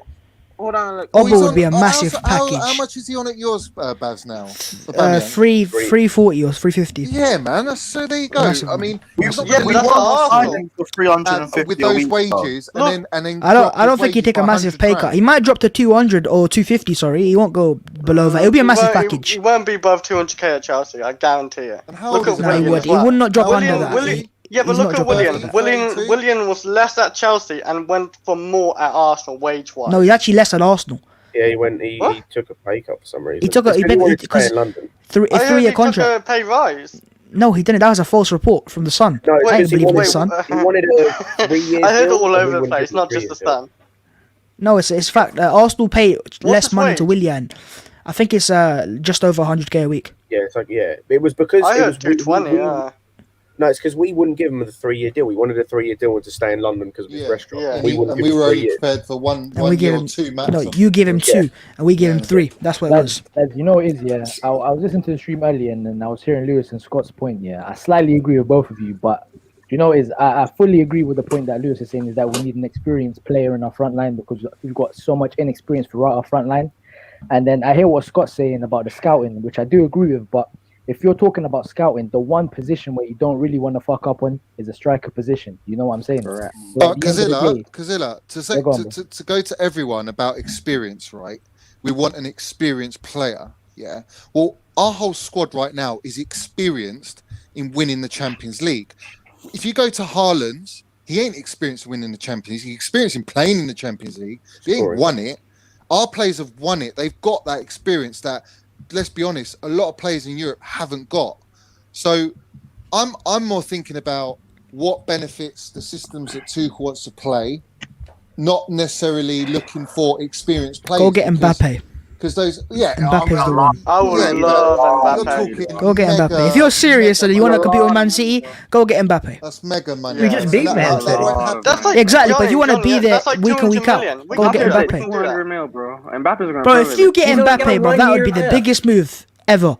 if you go and get Mbappe. Like he'd be your franchise player, face of the brand. He's the guy. That's why he's sponsored by Nike as well, isn't he? Yeah, He'd be your guy. He would be your guy. If you go and get Mbappe, this could be your, when Ferguson at United and you had Ronaldo, like that could be your player. But he's from, in terms of what you would describe as a deadly goal scoring winger, Mbappe is the man. Like he's the best, the creme de la creme. Like obviously, like that. If that's the way, imagine Havertz, him, Mount. That's saucy. That's saucy. Mbappe would be, you know what I mean? like as I said, you've won the Champions League, so you got to be looking at these players as an option. You can't just say, "Oh, we can't afford Mbappe, or we're not going to get Mbappe." He's only got 1 year left as well. You got to look at it, bro. I think he's going to sign though. What clubs would he go to if he was still in PSG? Where would he go? Real Madrid? Man City? Real Madrid. Bro, I see Liverpool linked with Mbappe. Yeah, Liverpool linked with Mbappe a few years ago. Now he won't. Not now, obviously. But after Liverpool won the Champions League, I heard Liverpool fans saying, "Let's get Mbappe." Now would benefit us more because but they didn't. Why can't you get him? It's perfect time. You lot can pay the money. You lot can pay the wages. That's what I agree. Yeah. So you got to dream big and go for it. Now is the perfect time. Yeah. Foden just won. He didn't get the biggest minerals in the Champions League, did he? So he can. Who just said Werner's better than? Bro, someone just said Werner's better than Mbappe. Oh my god. Yeah, I did not say that. No way. Bro, who said that? Look at the comments. This is Werner's gonna come good. Man, I'm not serious. Now go above that, Lewis. It says Werner is better than Mbappe in the whole gameplay. Bro, do you know what it is? He's not better than Mbappe. I ain't even that shameless, man. I can't run with that. No way, man. That's backing your players, boy. But hold on. Let me just ask Carlos a question. What's the strike you want then, Carlos? That the strike you really want then? I literally just want either an experienced goal scorer or just a goal scoring winger who's experienced. That's the key word. I'm looking for experience here, man. Because at the end of the day, I hear what Scott's saying about Scout and all that, and I agree with you 100%. But when you're talking about where the goals come from, it has to be reliable. That's why I don't think I'm really with the Haaland thing. Because honestly, if you're spending 150 million on a striker, he has to work. And if he doesn't work, then there's pie on our faces. That's why you're getting Mbappe. Big risk, man. It's a big risk. You lot got to be forgetting all Lukaku then, man. Mbappe and Haaland are the players you should be trying to get one of those two. If you're serious, innit? Like if you not, come on, you want a Champions League, so you can afford these players, you can attract these players. This is the best time you're ever going to get to sign these players. I think Babs. I think Mbappe will suit us better because we'll be able to play Havertz in his best position. If you could sort Mason Mount for Mbappe, would you do that? Would you what? You wouldn't, bro. If you could sort Mason Mount for Mbappe, would you do that? I'm not doing that. Who said no? Who said no? Who said no? Who said no? I'm never selling Mason Mount. He ain't going nowhere. Johnny would sell his mother before he sells Mason Mount. I didn't say it. Come on, do you know what I'm saying? Mason Mount, he's a unique one in a generational player, bro. You ain't getting a Mason Mount in another side. No, but be real. Would you, if you could just hypothetically swap both players, would you ever do that? Yes. No, you're barking on the wrong tree for Johnny. Johnny would never sell Mason Mount. I just need to get out of him. I just need to get out of him. $500 million. Well, don't you think Mbappe has the minerals? Yeah, of course he's got minerals, but he can bring the minerals with Mason Mount. We don't have to give Mason Mount our minerals, our homegrown minerals to get even Chelsea said it. Even Chelsea said Mount is untouchable.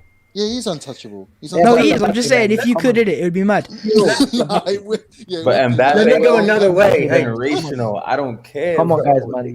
Let's go another way here because the talk around Ziyech leaving is starting to pick up pace, and most likely Napoli and Lazio are interested. Give it 5 days before Arsenal get linked to him as well. Would you do Ziyech plus cash for Dybala? No. Dybala's a good player. But how much? He's a very good player. It just feels like a sideways kind of move. No, Dybala's not sideways. Dybala is a baller. No, Dybala is a baller. Better, but he doesn't take us to that next level. I argue you would. He could. He is a baller. Dybala. He's not winning us the league. Is it more feeling? He can. He has a quality. Trust me. Let's not put our noses up at Dybala. But how much cash are we talking? it wouldn't be much because it's only worth £45 million. Yeah, bro. Dybala for Ziyech, a massive upgrade. With It's not a massive upgrade. It won't be 45. It'll be less than that. He's got less on his contract. Yeah, He only has 1 year left. Trust me. Yeah, it'll be probably like 20 mil plus Ziyech. You could. No. We might have to join the Dybala train. Bro, Dybala's in his prime years. He's 27 years of age. You gotta get him now, surely. No, but Image rights, bro. So Guys, we need goals in our team. Let's go. But this guy used to get 20 goals a season, or at least 15 a season. When he had Higuain next to him. I'll be honest, we could pretty much go for most players. Chelsea in a very strong position. It's just, and also every other club in Europe are not going to spend the way we're going to spend. We won't be having a bidding war with many clubs, if any. Do you know what I mean? So I think if we are going for an Mbappe, let's say, argument's sake, or a Haaland, whatever. Right, there's not going to be the clubs that want him. Real Madrid and all the big clubs want him, but at the end of the day, they haven't got the money right now to pay him. And he De Bruyne won Player of the Year. Did he? No, Diaz. I thought it was Diaz. No. No, it's De Bruyne. Player of the Year. Diaz won PFA. No, that was EA. Is it? No, De Bruyne won PFA. No. Diaz. I'll show you. Hang on, I got it. Premier League Player of the Season is Ruben Diaz. PFA Player of the Year is fucking De Bruyne. What? Mason Mount created more chance creation than Kevin De Bruyne. Wow. Wait, the PFA and the Premier League are two different things. Yeah. This is the Professional Football Association. You're mad. You are mad. Lewis, so De Bruyne won that, and Foden won the thing. How did he win? Lewis, you know Mason Mount created more chances than De Bruyne, yeah? Right? You do know that, innit? All categories. Yeah, bro. Only Bruno made more chances than he did. And yet Phil Chelsea won something. Chelsea won this one. I don't know who she is. Frank Kirby. We're getting the Ballon d'Or, bro. Done, man. Get her up. There you go. We're getting the Ballon d'Or. We'll get Ballon d'Or, man. I won't even lie. Kane's been robbed there. Yeah, Conte's going to win Ballon d'Or. I understand why Kane's not picked. When do you ever see an 8th place team win Player of the Year? Merchant Award. Yeah, but Chris, what's the point? What's the point of the award then? If it's a team, I know, but like that. It's just never happened, has it? No, but that's the point. Players that don't win the league have won the best. The media is so pro City. Kane should have won that joint because they'd rather pick the best player at the City team who won the league and give it to him because he has been City's best player and they won the league. So they go rather give it to him. He wasn't City's best player. That's the first thing. And then, I think Diaz has been. I think Diaz has been our best player in all fairness. Kane scored the most goals and the most assists. He got put on skates in the Champions League final. Let's not get it twisted. Diaz was good because they had Fabinho in front of him. Fernandinho, excuse me. Fernandinho in front of him. That's the only reason that defense was worth a damn. If you saw when he wasn't playing how exposed they were. Diaz is overrated, and when it came to the big stage, they melted without having a holding midfielder. Mike showed him levels. That's what happened. Give him the Player of the Year award. I actually agree with that. Yeah, facts. So De Bruyne got the same goals as Werner and 4 more assists. I literally, and he was injured half the season too. I don't know how he's got this award. Guys, can I just say one thing? Let me just say one thing, yeah. For me, this season, if Werner done his job, we would not be having this conversation right now. Werner will do his job next season. But the thing about Werner, yes, he didn't do his job score-wise, but he did do a job at Chelsea. We got Werner regardless of what Werner does. Literally, Werner's our top assist guy. Werner's our top assist man. Hold up striker. So we bought Werner to be an assist outlet, did we? No, we didn't buy him to do that, but he's done it. He's going to score goals, man. Don't worry about that. We got to give credit to Werner when Werner has performed in other areas. He'll be fully adapted now. He's ready, man. Werner's ready to bang goals. Donny, you know it.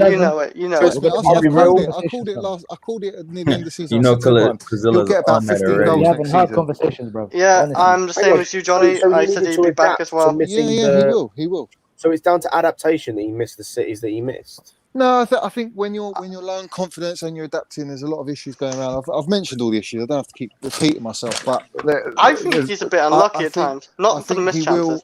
I think he will. He needs to slow down. In the new season, he will convert a lot of these misses. Let's hope, bro. I think he was running short, yo. Especially like when he missed those 2 chances in Champions League, bro. I was getting tight. Tuchel knows. He'll know. Otherwise, he'd probably tell the board, like, get rid of him. Do you know what I mean? That's a lot of players. I mean, not a lot, but a couple of the players I have that next year they got to show something. Because even if Ziyech stays, like even if we don't sell Ziyech, he got to prove something. I can't say the same for Havertz though, because he's kind of like there's a talent there. Pulisic, your boy Justin. Pulisic is a big year for him. He got to stay fit, healthy, and can't keep having them. I agree. I said it. I've said it here. If he doesn't have a good year, if he doesn't stay fit, we need to move him on. I said it on Sadiq's stream yesterday. They will never. That doesn't bother me because I'm a Chelsea fan first. Yeah, you're real. I think so wait, what do we do? Talk about like say for Callum Hudson-Odoi, because if he's not saying, I don't need him to be on the bench this year. I need him to get a proper loan and get good game time. What do you guys say about that? Do we keep him or we loan him out to like a solid team in a PL or wherever?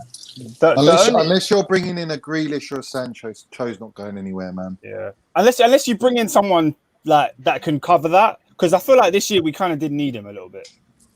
I don't get why he stopped playing because he was doing well at right wing. Jester, we finished 4th. How can you say we didn't need him?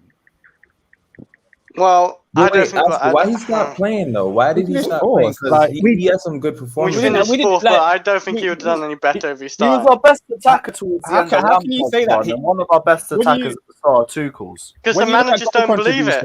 Chris, both when you look at goal contributions, he got 10 goal contributions, the same as Pulisic, the same as Ziyech, despite playing considerably less minutes than those guys. So I'm saying if those guys perform and we bring in someone better, then let him go on loan. But as of right now, no one brings the ball into the box. Showed us this year. You can't tell me we don't need Hudson-Odoi. Yeah, right now, statistically, no one brings the ball into the box with more accuracy than Callum Hudson-Odoi has in the Premier League this season. Yeah, he's very direct. He's very direct. He is direct. So we do still need a player of that profile in the squad. And next season really does need to be the breakout season for him, because we've been going through too many years of just giving him bit part roles in the squad. This is the most that we've seen him in the squad over a full season for us. I think that's embarrassing, personally. It's the season for Cho, make or break. If he doesn't make or break the season, that's not make or break. Performances already that he's been great in. The Crystal Palace one, the Everton one. I mean, make or break when he came on against Man City, Wolves, Burnley, Manchester City when he came off the bench, Newcastle, Fulham on the bench, Atletico Madrid away, Manchester United at home. And he has good chemistry with like Mount, Reece James, Havertz. Even he has good chemistry. That's what I'm saying. And despite playing wing back, he's putting up the same numbers as Pulisic and Ziyech. Remember Everton when he played at left wing and he was falling out. I think Ziyech is more likely to go than Cho right now. I don't see Cho one of our going. best assets, man. We can't let him go. Yo, Ziyech, I'll be real. If a right offer came, I'd be happy to see him go. Yeah, of course. Yeah. If it had to be any forward, it would probably be Ziyech. Only because age and everything, it doesn't make sense. Yeah, there's no sort of resale value on him, and he does. I don't know, man. He doesn't do enough for me. He's got talent and he's experienced, but we needed that experience. He's got very good moments, Ziyech. It's not that I just don't think very good moments. Tuchel system. I don't know if it's a quite good match. You know what I'm saying? Tuchel just wants a high pressing type player with Johnny must be adapt to the system. Do you know what I'm saying? It's my beers, man. I don't know if it's the right. Trust me. Johnny's been having a drink, mate. So Johnny's been having a laugh. How many balls do you have on the floor, man? That's a 10-pack, bro. That's a 10-pack. Packing out here. So, don't worry. How many are you? 8? Champions of Europe, bro. Yeah, about 8. Champions of Europe, man. That's what it's all about. So I'm going to go back to my old statement on Cho. Drink every day. Yeah. If he wasn't a Cobham graduate and he wasn't English, and you guys would not be saying the same thing about him. If he played for another team, he wasn't a Cobham graduate and he wasn't English, you wouldn't be pining to bring him in. So why are you pining to keep him? Not necessarily, because if he's shown levels and then he's had an injury and we bought him, you'd still be as keen right now because you know he's got We're it saying in if Ziyech was English. No. I said if Callum was not English, was not from Cobham, and didn't play for Chelsea, and he was available on the market, nobody here would be going, we need to get that guy in our squad now. Because I think selling a player and buying a player are two different things. But we've just there's also money involved in buying. Seen the player, but Hudson-Odoi hasn't had a consistent run of games in the squad. Not long enough. We've been saying how much it's hard to find then how can you say he's going to be this winger talent if you haven't seen him? Well, Jessica, why don't you ask the people at Bayern Munich who are this summer again linked with him? Exactly, they'll take him in a heartbeat. We've seen him in those phases because he's at Arsenal. We were looking at Hudson-Odoi. We wouldn't really see enough to go off with him, but we know the player. We've seen him play. We know what he's about more than any other fan of another club. The one thing I will say on the point about Bayern Munich, though, this isn't me trying to knock Show because I do like him, but I will say he wouldn't be starting at Bayern. Irrelevant. They want him. It's irrelevant. But I'm saying, like, we're talking about Bayern wanting him, but yeah, he wouldn't be starting. But he would be Bayern would be the same as him as at us right now. He'd be playing maybe half as many games in the whole season. And Scotty, whether he'd start or not, like they brought in Musiala and he's in the Germany squad for the Euros. What a baller! Like, he was nowhere near getting a start at Chelsea, nowhere near the first team. But they brought him in and ingratiated him into the team. No, I'm not saying we should get rid of him. Far from it. Even when they went to buy him, he was never starting over Gnabry and who was it, Coman. Yeah, I don't think he tried to be honest. That season they won the treble, right, or quadruple even. So I mean, there's no way that he was gonna get in there. But it would have been a Dortmund thing where it's a Dortmund is a better development program than a Bayern for me. Do you know what I mean? Because Dortmund are proven in. Look what they're doing with Jude Bellingham, what they've done with Sancho, what they're doing with Haaland. They're very good. They're a stepping stone club at the end of the day. They're not Bayern, but they're just they develop players really really well. Are you guys talking about this season? Are you talking about this season? I think. Go on, Tyler. Sorry, bro. I'm gonna let you go away. I was just gonna say that. With Dortmund, a lot of people are saying is that if they're going to sell their two star players in Haaland and Sancho, they're going to struggle. But I actually think with that money that they're going to get from both of them, they can use that money and get some players in and probably push. They'll buy young talent and pocket the rest. I love our comments here. I love our comments. I literally said if Pulisic doesn't have a good year this next season, we should move him on. And I'm insecure about him, and makes sense. First of all, if you're going to say some shit in the comments, make it make sense. You can't really pay attention. The comments they're going to say people's thoughts like that because you don't really know the full side to it. He said that on the stream like a good few days ago as well. So this isn't all just Pulisic agenda. Yeah, he did say that. That being said, coming back to Callum, I think this season, if he went to Bayern, from last season, and then he was at Bayern this year, I definitely think he could have got a chance in the starting 11. Yeah, but why go there when you can just do that at Chelsea? One sec, Johnny. But he can't start at Chelsea. One sec, bro. Let me just finish. You know what I'm saying? Because according to what I've seen of Bayern, Gnabry has had a down year, so has Sané, and Coman's literally saved them on multiple occasions. So I think there would have been an opening for Callum. That's why I think they want him, because they know that Sané and Gnabry are not consistent enough this season. You know what I'm saying? So I think Callum definitely would have got a chance at Bayern. I think so too. I don't know. I'm at a point where they wanted to spend 45 million on him. Maybe they're not going to spend 45 million on a player to bench him. Yeah, they did to sign it though. Bayern know how to bring players in. Fair enough. They definitely would have if they got Cho, they definitely would have made something of him by now.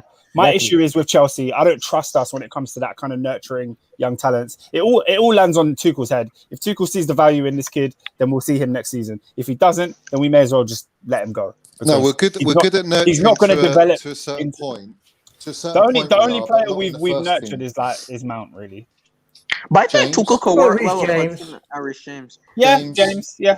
No, but Reece James has to start in all fairness. Let's be real. Let's be real. Reece James. Who else to go replace Reece James in our squad? Reece James and Mount are unsellable. They're the future legends. Unbenchable and as well. I think with Tuchel, let's have it right. He has to win the Premiership this new season. He can't. Once he gets his players, he can't be. If he doesn't get his players, he doesn't have. Hold on. He can't be thinking about oh, I need to nurture and bring through this player. He needs immediacy because he knows Chelsea, that is what they're about, and they will only accept that. So the player that he brings in, this guy's hold-up play. The player that he brings in, or players. Yeah, I'm watching the Belgium game. I want this guy. I know. I've been watching Lukaku. He hit the crossbar really far out too, Lewis. He's so good. He's so.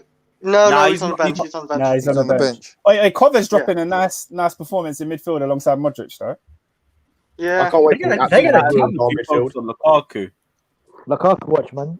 Don't they have Brozovic as well? Is he definitely going to stay there? Brozovic, Modric, and Kovacic ruin England. I'm not sure. Like, he said he's happy there, but we can still throw a bid in and test the waters. I think. Yeah, do you know what I mean? Is it? Get over it. Get over the Lukaku thing. It's gone. Who's their new manager then? I have to. Still a chance. Inzaghi. Is it Inzaghi? All right, gentlemen. Well, it's been an hour and a half. I gotta get out. I gotta get off here. I got some stuff to do before work tomorrow. So no worries. It's been fun as always. I appreciate it. And if you hate me, please like the video to show how much you hate me. That's fine. I don't really care. I don't. But smash the like button for all these men on here and for Lewis bringing us all together. Because at the end of the day, let's go. Where else are you gonna go to get this content? For real. Damn right, guys. All right. Peace. We'll see you next time. Yeah, let me. For those who think that we're gonna get Lukaku, I'll drop the link in the comment section. We'll be here for another 15 minutes. Go on, Chappie. What are you saying, man? I'm saying for those who think we're gonna get Lukaku, why do you think we could still get him? I'm curious. Because saying it's that you're not happy at a place completely out is the literally water yet. It is. Listen. Yeah. If the thing is right, the only problem is of Inter is that they want to sell one player for that 80 million euro price, and if they get that for Hakimi, I don't think they have a reason now to go and sell Lukaku. I don't think Inzaghi is probably gonna want to go and score, sell their main talisman. It wouldn't make any sense. So if they're gonna sell Hakimi, which is a replaceable area of the pitch that they can go and get quickly, Lukaku is gonna be hard to replace, and that's gonna be so. Yeah, I don't think they're gonna lose him. They need to make at least 80 million. Hakimi will not go for 80 million. He won't. No chance. Yeah, I don't think he will either. But if we go in for Lukaku, if we're serious and offer 80 million or even a little bit less, because again, there's a few other players they can sell. Like say we go 70 million, then that we can easily get him for that. And the fact that he said he's happy means fuck all, because like so many people say that. Yeah, so many players it's all and about the managers money. It means say fuck that. all. Like Remember when Ancelotti said Coutinho signed the contract with Liverpool and said he's all happy, and then he wanted out straight away. Like when the right club or right offer comes, they change their when the mind. contract's there, when the contract's on the table, they're just thinking about what they can earn, like what they're going to win, what they can do in terms of their legacy, stuff like that. They don't give a shit. Of course, man. It's all about the money and actual personal aspirations. Unless they're a one-club player, they don't care. And Lukaku's not that. He's not that. He knows he can win stuff for Chelsea as well. What will Inter do?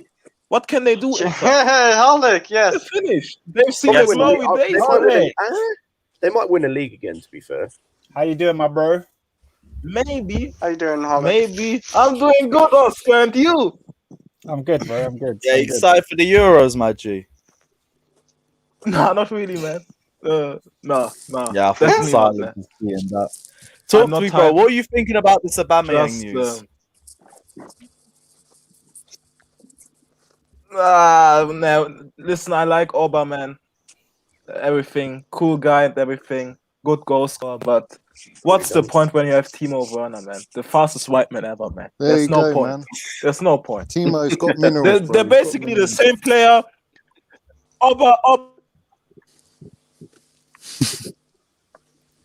I think he's cut out. He's gone. He's gone. But it's a better finish. And yeah, there's no point in buying Oba. His time is finished, man. He has chosen to sign that contract at Arsenal, and he has to live with it. He's about money, man. He's all about the money. All depends on if Arsenal want to sell, which I think they would be interested in doing. Yeah, for 5 million, I take him, man. As a bit part player, but nah, man. There's no for 5 million, you can have Willian back, bro. Stop waffling. You guys hyped up Willian. You guys wanted him. You got him. 3 assists against Fulham. Your club also wanted him as well, right? Willian wasn't the unwanted player. Your club also wanted to keep him. I heard Arsenal was. We want to keep him 2 years max. I blame our board for that. We didn't want him. Bro, Lampard wanted to keep him, man. He was on his knees apparently. Yo, William, please stay. Lampard text. No. Come on, let's have it. Measuring. If Lampard begged Willian, my opinion changes on Lampard a little bit more. Lampard wanted Tarkowski. Lampard wanted Ryan Fraser. You don't know who he wanted. You're going by speculation. Lampard wanted to copy Klopp's system, man. He wanted a lot, but he was sacked, so it doesn't count for much. Well, yeah. I can see Johnny. I can see. Why don't we organise a swap deal, right? You take back Willian and we get Cho. No, man. No, because you don't play Cho, innit? We'll give youngsters a bit of time. You can have him back, have a buyback clause or something, bro. Just give it. Let us develop him for a while. If you want to talk about developing, we said that Tammy Abraham, Aubameyang, let's get it done. No, we don't want to have that mindset. Though. Give us Cho, give us Money Mace, and we'll give you Willian and Aubameyang. On a 2 years. Don't worry about the money. We'll take the Mace, innit? Right? You keep the money. We'll take the Mace. Well, spot. Johnny, right? Let me ask you a question, right? If something mad was to happen, right, and Arsenal were to somehow just like it happened, right? Arsenal bought Mason Mount. Would you follow Mason Mount to Arsenal? You can't. Just hypothetical question. It's like a would you rather. What would you do? I would rate him for England. I would follow him for England. I would then sell my MM Hive to an Arsenal fan. Maybe you'd be tempted to buy it off me. Buy the stocks. And that's it, bro. It won't happen, man. It won't happen. You were stuttering for a second. Bro, don't lie, Johnny, man. You have Arsenal shirts and Mason Mount on it, bro. Don't lie. Never. Definitely, man. You'd be cheering when he scores against Chelsea. No. Never. He'd never leave. So in my mind, it's set in stone. No, but if he was to leave it, just imagine the scene. No, of course I wouldn't. If he's not a Chelsea player. Hey, but can I say one thing about the striker thing here? The strikers. Listen, if we can't get Haaland or Lukaku, man, just give Havertz the keys to success, man. I'm caught a Harvard hater. I'm labeled as one, so, and even I'm saying that if we can't get the top striker, just play Havertz as a false nine, cause that is his best position in the Premier League. We're not getting goals, though. We should protect our investment. He was a big investment, and we should protect it at all costs. Basically, I don't want no Danny Ings or Callum Hudson, like that Matt Oscar says. Callum Wilson, man. I'm with you, Oscar. Come on, Callum Wilson. I'll take Callum Wilson if it's a squad player. I'm not if it's a squad player. Yes, that's what I mean. The thing is, I've got an even worse name than that. I've got a name that will get you like an even worse name than that, and I don't want to say it, but it'll be cheap. Is the thing. Go on. I want to say it. I'm going to get ruined for saying it. I really don't want to say it. You may as well. Go on. Yeah, come on. Speak or forever hold your peace, man. You've got to say it, man. Scott, come on, man. Daryl DK. Honestly, he'd be like 10 mil. He'd be like 10, 15 mil. Another American? He's way too man. Another American? He's way too How green. dare you? How dare you? I didn't understand it. My marketing. Let's go. There we go. He's way too green, man. Honestly. Yeah, but again, that's what I'm saying. Squad player. That's what I'm just saying. Squad player. I'm not saying like start again. I'm not saying squad player. Bro, where are we going to go over way to go and sign a championship? Might as well give Boja a sense then. When we just won the Champions League, maybe we can go and get someone much better than him. That's serious. Like in all seriousness. Yeah, hey, Babs was spot on, to be fair. No, Babs was 100% correct. If we're not going for Haaland or Mbappe, what are we actually doing? Because we genuinely, we're crazy. If you think about it, in all of Europe, in literally all of Europe, we are the one country that can, or not the one country, we're the one club that can properly spend.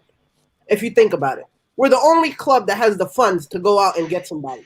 We have everything. If we settle, city, on my life, if we settle for Aubameyang, if we're settling for Danny Ings, it's gonna say something about where we're going as a club. We won the Champions League and we're getting Danny Ings. Let's be honest. That's exactly what I'm saying, man. That's exactly what I'm saying. Danny Ings is a starter. I get it. Get a number 1, and you could get Danny Ings in as a Yeah, number man. 2, and I'd be happy with That's that. what I'm saying. The thing is, we won the Champions League. We need to be looking to take. We need Right, to. but it doesn't mean we can just get Kane, Haaland, and Lukaku, and that's our number 1, 2, and 3. Like, we're gonna need to look down a level for the bench players. Nobody. You know what, Lewis? Yeah, But the ones that we're talking about, I want superstars. I want Galactico. Wait, let Kosh speak. Bro, do you know? Nah, I just saw Lukaku at the crossbar. But you know what it is, yeah? Fam, ideally, say for example, this was like an ideal world. If Benzema was like 5 years younger, that would be number 1 for me. No, I don't know. That would be number 1. Number 1. Yeah, me too. I agree. If Benzema was 5 years younger, I'd be all over that. He has carried Real Madrid the whole of last season. Dinishan saying Havertz is class, but he's not clinical.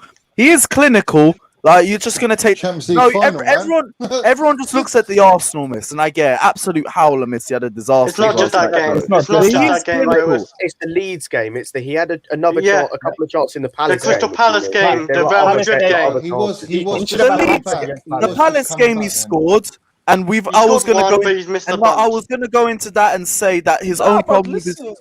I was gonna say the only problem with his finishing is that he's not a powerful finisher, and that I understand. He really needs to put his foot behind it a lot more. But to say he's not clinical, nah, especially compared to the strikers that we have at our club, he's probably our most clinical player. Anthony Tabanda saying Weghorst or Immobile. Immobile definitely not. Struggled when he was out of the Bundesliga. Weghorst I don't know enough about. I won't even say nothing about. I don't know enough about. Play for Benfica? Or No, is that Weghorst, hey, he would actually be good in a possession system, man. But nah, man. We could do a better Immobile. than that, man. We could do better than that. Weghorst, I don't know. I just like we can do better than that, man. Nah, Immobile is a bit too We haven't won the Champions League for good Weghorst, man. The thing that I put this question out earlier though, but like realistically speaking, you say you want like a Weghorst or Immobile, or whatever. Bro, you won the Champions League. What's wrong with you guys? Exactly, man. Oh my! I'm just about like you lot should be like so confident of getting a big name striker, and like Weghorst and Immobile. That's what I'm still saying. What do you mean you're bored? You spend big money. Yeah, they spent 250 million. Hang on. So you've won the Champions League. So you've just won the biggest the biggest competition in the world. You got the attraction there. You've got a manager who is very, very highly rated. Has won the Champions League as well. You've got an owner that spends money. You've got a lot of money to spend in general. Why not get Mbappe or Haaland? Because it's about buying a player. It's not about look. They bought these. One sec. They bought these players, and they all couldn't be just fit together. Tuchel's come in and he's slowly managing to fit them together. You don't want to just go out and buy.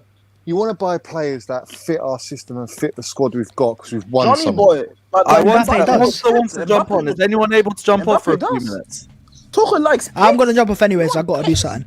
Babs, thank for jumping on, man. Channels in the title. Check him out, like and subscribe. And congrats on Big up, man. Appreciate it, man. Thank you very much, man. Cheers, lads. Take care. Bless, bro. What I will say that to be fair on the money thing is like we can't be. We already have said we need a DM and we possibly need a centre back with that. Yeah, there you go. I just need you, bro. You cannot be spending 200+ mil on that is a wide shot. Like you can't. We don't have that money. Like I know we won a Champions League, but we're still in a COVID year technically. We can't. You can't be throwing another 300 million. Do you know what I mean? Yeah, but Abramovich came out and say. But Abramovich came out and he did say that he's gonna promise us a big name striker this summer. So he'll get one. You can get a big name striker for 70 mil. Yeah. Yeah, I know, but who? Lukaku. He said he's not leaving. So listen, price. If we give him, what are you saying, my guy? Where you at? I'm at home, bro. I'm just on my phone. Oh shit, you're at your yard. Alright, cool, no worries, man. What are you saying? Aubameyang to Chelsea. What are you telling me? I was gonna say, obviously, that story where it came from. I read where the actual source where it came from, innit? And it's a non-story. All it was they were giving their opinions on who they think Chelsea should sign if they can't get their main targets. And they obviously, Aubameyang's name was mentioned. But bro, Aubameyang's not coming to Chelsea. Yeah, because we number don't one, need him, man. No, he's not. Number one, he's big ass wages. Number two, if Chelsea sign Aubameyang, they're gonna have to pay Arsenal, and on top of that, they're gonna have to give him high wages. Chelsea don't give players over 30 those kind of deals. Like they just don't. No, but that's why we're saying if it was to happen, it would have to be a big pay cut. Yeah. It won't happen because we're signing him. We have to pay to sign him, and it's not a free transfer. That's not gonna happen. But I mean, wait. I thought you got. Don't you give higher wages on a free transfer? No, yeah, you do. But like, no, but I could see him taking. He's not going to give. Let me say it like this. Number one, he's not going to give up his high ass wages for half. Yeah, you know what I mean. Right. Like for the opportunity to win more trophies, though. That's what Lewis. Yeah, but Chelsea ain't gonna, remember like maximum. He doesn't care. How many years has his contract gone on? It's got what 3 years left on his contract, something like that. It's June 2023 is when it ends. Okay, 2 more years. Chelsea ain't gonna sign a 20 or 30. Sorry, a 30. How old is he now? 32. 30, what? 31, I think. Yeah, he's about. Chelsea are not going to sign. They're not going to pay off his wages and sign on blah blah. They're not going to do that. We didn't even do it when he was 3 months though. Yeah, we didn't exactly. No, but we already said the reason why we wanted him.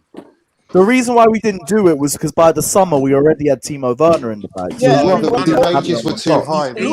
We preferred Werner. Was shopping him to us before that. Abramovich wasn't prepared to pay 300 grand a week. No way. Just going to point out as well, he's 32 in 12 days. Exactly. There's no way. Oh, we always have the fastest white man ever, so we don't need Oba, man. That's basically just based on the history of Chelsea and the way we move. You know that deal's not going to happen. It's a waste of time. He's dead wood, man. He's dead wood. The only way I could see it happening was if we got him on a cheap price tag and he agreed to a pay cut. If it was 300, if he's on 300 something K a week, the deal's already off the table. We don't even have to discuss it. He won't drop his wages by 100. Yeah, the number one thing we're not talking about is Chelsea are not even looking at him anyway. We're not looking at him. Hey, Monster, are Chelsea looking at Mbappe? Can you tell us something? Mbappe, if we had the balls, we could really try and make a push for that. Go to Madrid. The PSG owner has already said today, Fabrizio Romano tweeted it, the president, said that PSG will never sell him. Because I'm starving, man. Yeah, but he's got 1 year left on his contract, so he'll sign a new deal. He'll resign. He'll sign a new deal. No, I think the biggest thing, the reason why he had it re-signed already was because Neymar just recently re-signed his deal. No, he's come out in a... That's going to tempt him to stay because, look, who doesn't want to play with Neymar? All he said in an interview before, he said all he's waiting on is to see what PSG have planned for this year, what the project's going to be, and if he likes the project, he's signing a new deal. That's all he's waiting on, is to see what the project's going to be. Yeah, if they don't buy the right players, though, I think he might go. Tuchel's got his number. Let him show him a real fucking project. They stole Wijnaldum from Barca. PSG just stole Wijnaldum from Barca. Come on, yeah, but they just added money on top of. Oh my god, Jorginho Wijnaldum was playing for PSG. Good foundation to build off. Wow, I'm so afraid. And with them looking at Hakimi, they're trying to address the right back problem. Hold on. You're talking about talking about Wijnaldum over Lucas or whatever his name is, and then an under Herrera fan. Herrera. Right. The one thing I would say as well is listen. The one thing I would say is don't just think the Lukaku situation is over. I'm gonna tell you that now. It's not over. It's not over. Please give me the good news, Magic.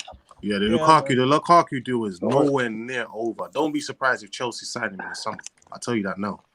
Bro, I don't want it to be over. What about Haaland? That's my number one target. Haaland's the number one target.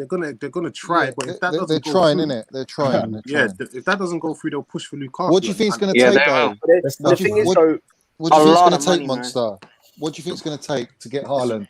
Money. The risk, man. What else? No, I know the money, but with the agent Rowley, he's obviously the worst agent to deal with. But in terms of, we put down the 120 million sterling, it's going to be down to wages, right? That's the ultimate thing. It's all about money. So what are Chelsea going to be prepared to pay 300 and whatever grand a week for a 20-year-old? If I they don't want think he him, will earn if that they much, want him, man. yeah. But If they don't, then no. He wouldn't earn that much. That need to be taken into context here, though, where it's like, number one, if you look at the two teams that they're playing for, Dortmund have no reason to sell Haaland, so they can they'll push it fully. Exactly. They'll push it fully. Scott, they do. Let me tell you why they do. If you were to ask me and every other person, Dortmund would be stupid not to sell him this summer because you sell him for double the price and you get more money. But that's what I said. That's what I've said. But the reason I think they're not stupid for doing that is because if you keep him a year, you only have to replace Sancho, which is a lot easier to do rather than placing two superstars. Then as well, you're still going to get a good chunk from selling him for that. What is it, 72? I think mil. Yeah, but Scott, even though you're not getting as much, you're still getting a good chunk, and you're still going to have him for the year to help you get in the Champions League next year and possibly progress onwards. But look at this like this as well, Scott. They're going to lose him next summer. They're losing him next summer, regardless. 100%, they're losing him for 60 mil. But then the problem is, next summer you can lose him to your direct rivals. Yeah. If I'm telling you now, if he doesn't get sold this summer, they're losing him to Bayern Munich. That to me, you have to sell him now. Real Madrid. I think next year. It's not Real Madrid's priority. I think if I think he could be. Mbappe. It's not a priority. Mbappe. But for 65 mil, Florentino Perez is going to be in there for sure, though. He's going to be in there. We don't even know if Real Madrid Mbappe and Haaland could play together. We don't even know if they're going to be missing Champions League yet either. So there's still time for it. And on top of that, the wage structure that we're talking about, right? This whole it's a lot of wages, yada yada yada. You think about it, this man is going to solely his presence, not like physical presence, but like his whole ethos, social media, like his entire like place in football now. It will pay for it itself. Like this whole wage bill that we're going to be doing. We're talking about it's either Haaland or Mbappe that's going to be talked about for the next 10, 15 years. Or both of them, right? It's going to be that too. So this isn't a matter of, can we afford it? The man is... Let's catch you later, Monster. See you later, man. Yeah. Big up, bro. The jersey sales itself will pay the wages for the next 2 years. Like, that's the thing that we're missing here, right? It's not about ruining our wage bill for him, but it's about, can we get Lukaku for cheaper, right? But still have the same amount of progress as a Haaland, right? So I think that's the dilemma that the club is going through right now. Is we can do the same exact thing with Lukaku, but we may not be able to do it for longer. But it will be cheaper.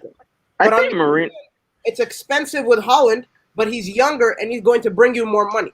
Yeah, but I don't think the club wants to go Lukaku route.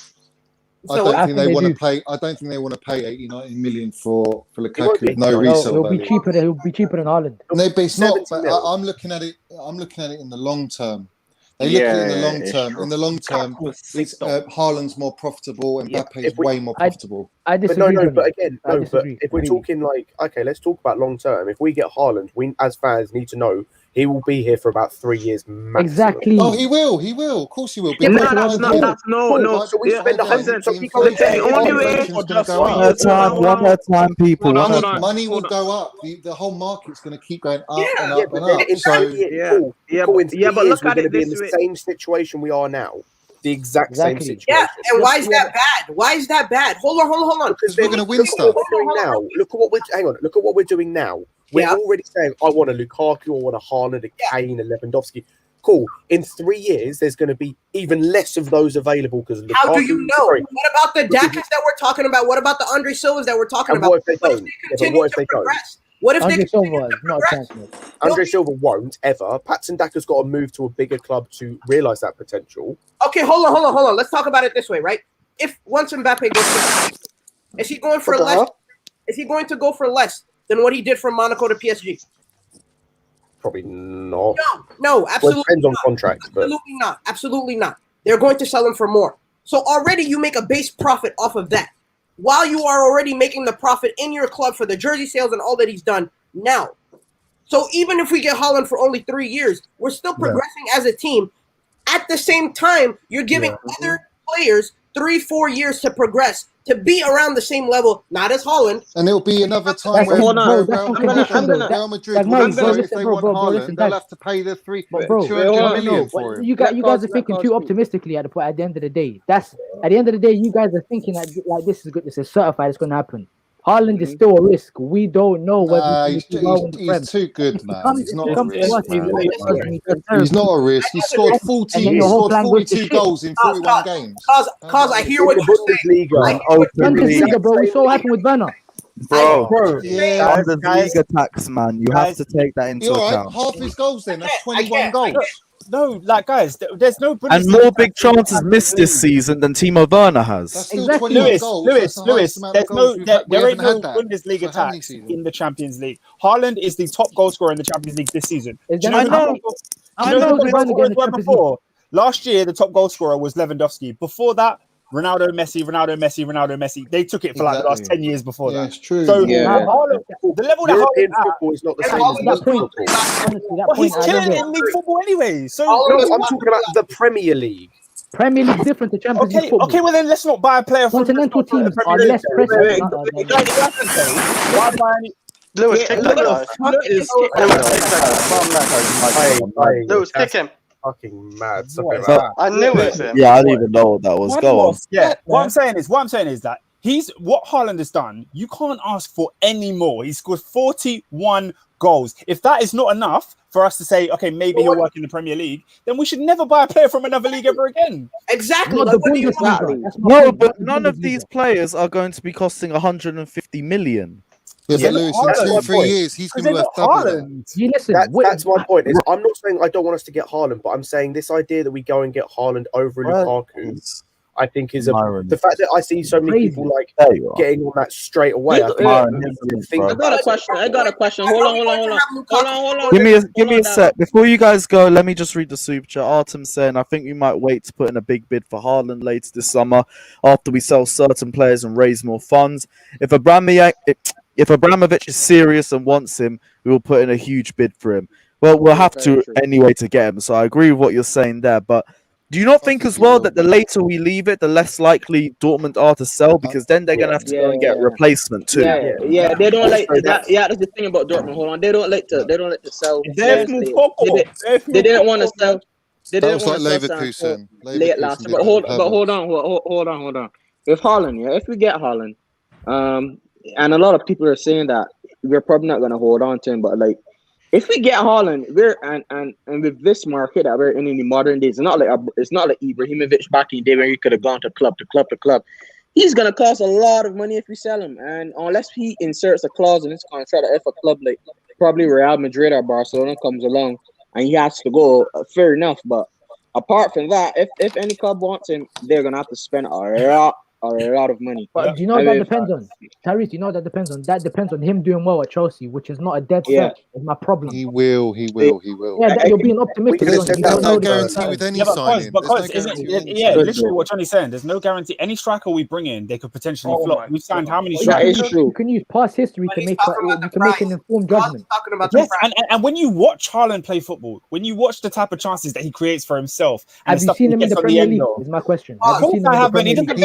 He's perfect for the Premier League. He's perfect. Yeah, in your that's opinion, the case. Go and get Danny Ings, man. Get Danny Ings, bro. Man, Johnny, I'm get saying on Lukaku, we've seen him in the Prem. We've seen what he's done for us. No, we haven't, cause we have. We saw him come to Man United. His last big move, he moved to Man United for big money, and he scored his first season 16 goals. Yeah. That's Tammy Abraham. I get. Hold on. I think I understand that. What about Lukaku Everton? I think I understand. 5 years ago. That's 5 years ago. Hold on. We need to hear each other out. We need to hear each other out. Lukaku is exponentially better than how he's at Everton now. You know what I'm saying? So that's fine, but both are risks. Haaland more so, and your whole point is that Haaland's going to be a bigger risk. He's going to be here. You guys are saying Haaland's going to come back bigger fee and whatnot. Did Lukaku score as many goals as Haaland in the Champions League and in his league? Let me flip that back. Half of the goals came against club at the same age. At the same age. Let me flip this back at you. Go on. How many goals? Answer as well, though. Answer. Yeah, I want to. Because he wasn't playing for the same level of team, but carry on. Exactly. By the end of the day, How many goals do you think Lukaku's going to get in the Bundesliga? hold on. I'm sorry. I didn't hear any of that. I think what did you just say? Real quick, right? He literally just said, how many goals did Lukaku score in the Premier League compared to Haaland at the same age? No, he said in the Champions League. No, that's what I meant, at the League. same age. Yeah. Champions League. Yeah, when Lukaku was 20. How old is Haaland now? Bro, Haaland is 20. I don't know. Yeah, so when Lukaku was 20, he was either playing for us or barely playing, or was he still at Anderlecht at that point, or was he Free house? Bro, he was at West Brom. Haaland was clapping goals for RB Salzburg. Why are we talking like Haaland is playing for the best team in the world right now, and he's getting these numbers? Dortmund's not that good of a team, and he's still getting these numbers. Yeah, but strikers at Dortmund always work, though. Strikers at Dortmund always work. You saw it with Traore, man. But Traore was like talking about Andre Silva. I'm talking about Champions League, man. I'm talking about Champions League. Andre Silva has outscored Haaland in the Bundesliga. Cause go look at goals per game. Yeah, Haaland got injured though. Haaland's goals per game is better than Andre Silva. So now what? Yeah, but Andre Silva plays with Kostic and them, man. And Haaland plays with fucking James Sancho. That's fine, but then. But like, guys, listen, cause let me just address cause I understand where cause is coming from because he doesn't want another team of Werner to happen. I know that he had his criticism of Werner for a bit, but for me, like if you think about our best strikers that we had in the past, none of them played Premier League football before becoming our legends. Drogba came from Monaco. Costa came from Marseille, and Diego Costa came from Atletico Madrid, and both of them became, and those are two of the best strikers we've had in the past 15 years. None of them had goal records like what Haaland is doing, and both of them came from different leagues. So, look, I'm not saying the leagues are a different problem. My problem is the Bundesliga. That's my problem. But the thing, I'm giving you the Champions League, and you're not taking that. Pause. I've said Champions League. I didn't score against good teams in the Champions League. Look at how many he scored against Club Book, Lazio. What? He scored against Liverpool. He scored against Paris Saint-Germain. What are you talking about? No, I'm talking about this season, though. Okay, but last season he scored 10 goals as well. When half of that he's playing for RB Salzburg. Like last season he's playing for Dortmund. No, he joined Dortmund halfway through. But you know it's Oscar. Hey, Oscar, I want him, man. But Mino is the problem. Viola is my problem. I'm not saying I'm against Haaland. I'm not saying I'm against Haaland, yeah. But to me, paying 154, whatever the touted price is for Haaland, for a youngster that's not going to be in his prime. Do you think Dortmund would take 100 plus Tammy? Do you think they'll take that? No, they'll only take 100 plus Tammy. Say that again, please. 100 mil and Tammy. Do you think they'll take that? What? No, that's a good offer for them, man. It's gonna be like 110, 150. 100 million pounds? Yeah. Plus Tammy. I think they would take that. Plus Tammy. Dortmund aren't stupid. They're a business club at the end of the day. Well, they'll develop Tammy. Tammy will score goals. Also, my problem in this team is Mino, man. That fat guy, man. Nah, man. He's eating too much, man. If they sell Haaland, there's someone in the Bundesliga they can get that would be better than Tammy. That would be a ready-made replacement. So they would just say no to Tammy. But they can get 100 mil and Tammy and use that same 100 mil and go and spend it on a better striker. And they have two strikers. Everyone that's like worried about Haaland flopping, you're worried that he's going to come to the Premier League and give us the same numbers that Lukaku gave Man United. That's what you're worried about. So I'm like, that's the worst case scenario. But again, the Lukaku thing is context. Because Lukaku was played under a defensive manager, number one. I don't know how Van Gaal played, I'll be honest. So that I can't comment on. And then under Ollie didn't fancy him and played him as a winger, and he still scored goals. And he was vastly overweight because Ollie didn't know how to give him a team plan or a training plan. I'm sorry, if I got a choice between Ollie's fault he's overweight. I'm taking if you look at when he was overweight under Mourinho. No, but if you look at he's gone to Inter, Conte has given him a diet plan, given him a training plan. He's slimmed down, and now he's in a position where he can play his best football because of this ain't Conte. That's Lukaku changing his lifestyle. Like that's him. Well, that is down to Conte as well. Like pulling down to look at Luke Shaw as well. Look at Luke Shaw United. He can't control his weight either. Look at Luke Shaw, man. That fucker. That's a personal thing. Hazard will come back from summers and he's a little bit overweight. But managers do bring Luke Shaw does it through the season. They have their own things. One of the biggest things about Tuchel is he is a fanatic about diet plans and about maintaining. Yeah, so Haaland be eating good. Fair enough. Haaland ain't got that money, man. Bro, Haaland ain't got that. 150 mil for a 21-year-old. Potatoes and broccoli, man. Crazy to me. Yeah, but ask yourself why a 21-year-old has been given that price tag. Just because we ain't never seen nothing like this before. Listen, if I've got the choice between Lukaku and Haaland, I'm taking Haaland all day long. If we can get Haaland for a cheaper price, I'm down. Yeah, I see. I don't care about the money. Whatever it takes. Yeah, I'm with Johnny. Lukaku, man. Money, it's not my money. I don't care. It's not my money. Yeah, I don't agree with that. But yeah, whatever. I want Mbappe, man. So question: if we've got like a 200 or 250 million pound budget, and we're spending 150, we ain't gonna get that because goals is what we need more than anything. We need goals. We spent 200 mil. But we've already How many goals did Werner get? I'll be more like, than goals. He can get Tchouaméni. He can get Tchouaméni for 30 million or whatever it is. All right, DM, and he's got a Haaland who's going to bag goals. Job done, innit? Already re-signed Thiago Silva, so we're good for a year. We need to sign him back as well. We bring back Margay as a sub, and then yeah. How much is Varane? 60 million. Lukaku was sick. About that. Big up Rodrigo saying deals including players usually work if the players in question have to agree to the move as well. So Tammy plus cash for any players won't necessarily work. Depends on the club. Because I think Tammy's looking to try to play out as well. Go Dortmund, man. You know, hold on. We have to. Quick question. My mate's also really asking too. What are you guys' thoughts on Mertens? Nah, man. He's staying at Napoli, man. He's a midget, man. I just wanted to clarify. He's a lovely player. He's 34 though. He's oh god, yeah. You know he's with Haaland as well. Still. When you talk about players that physicality-wise simply do not fit the Premier League. Yeah, man.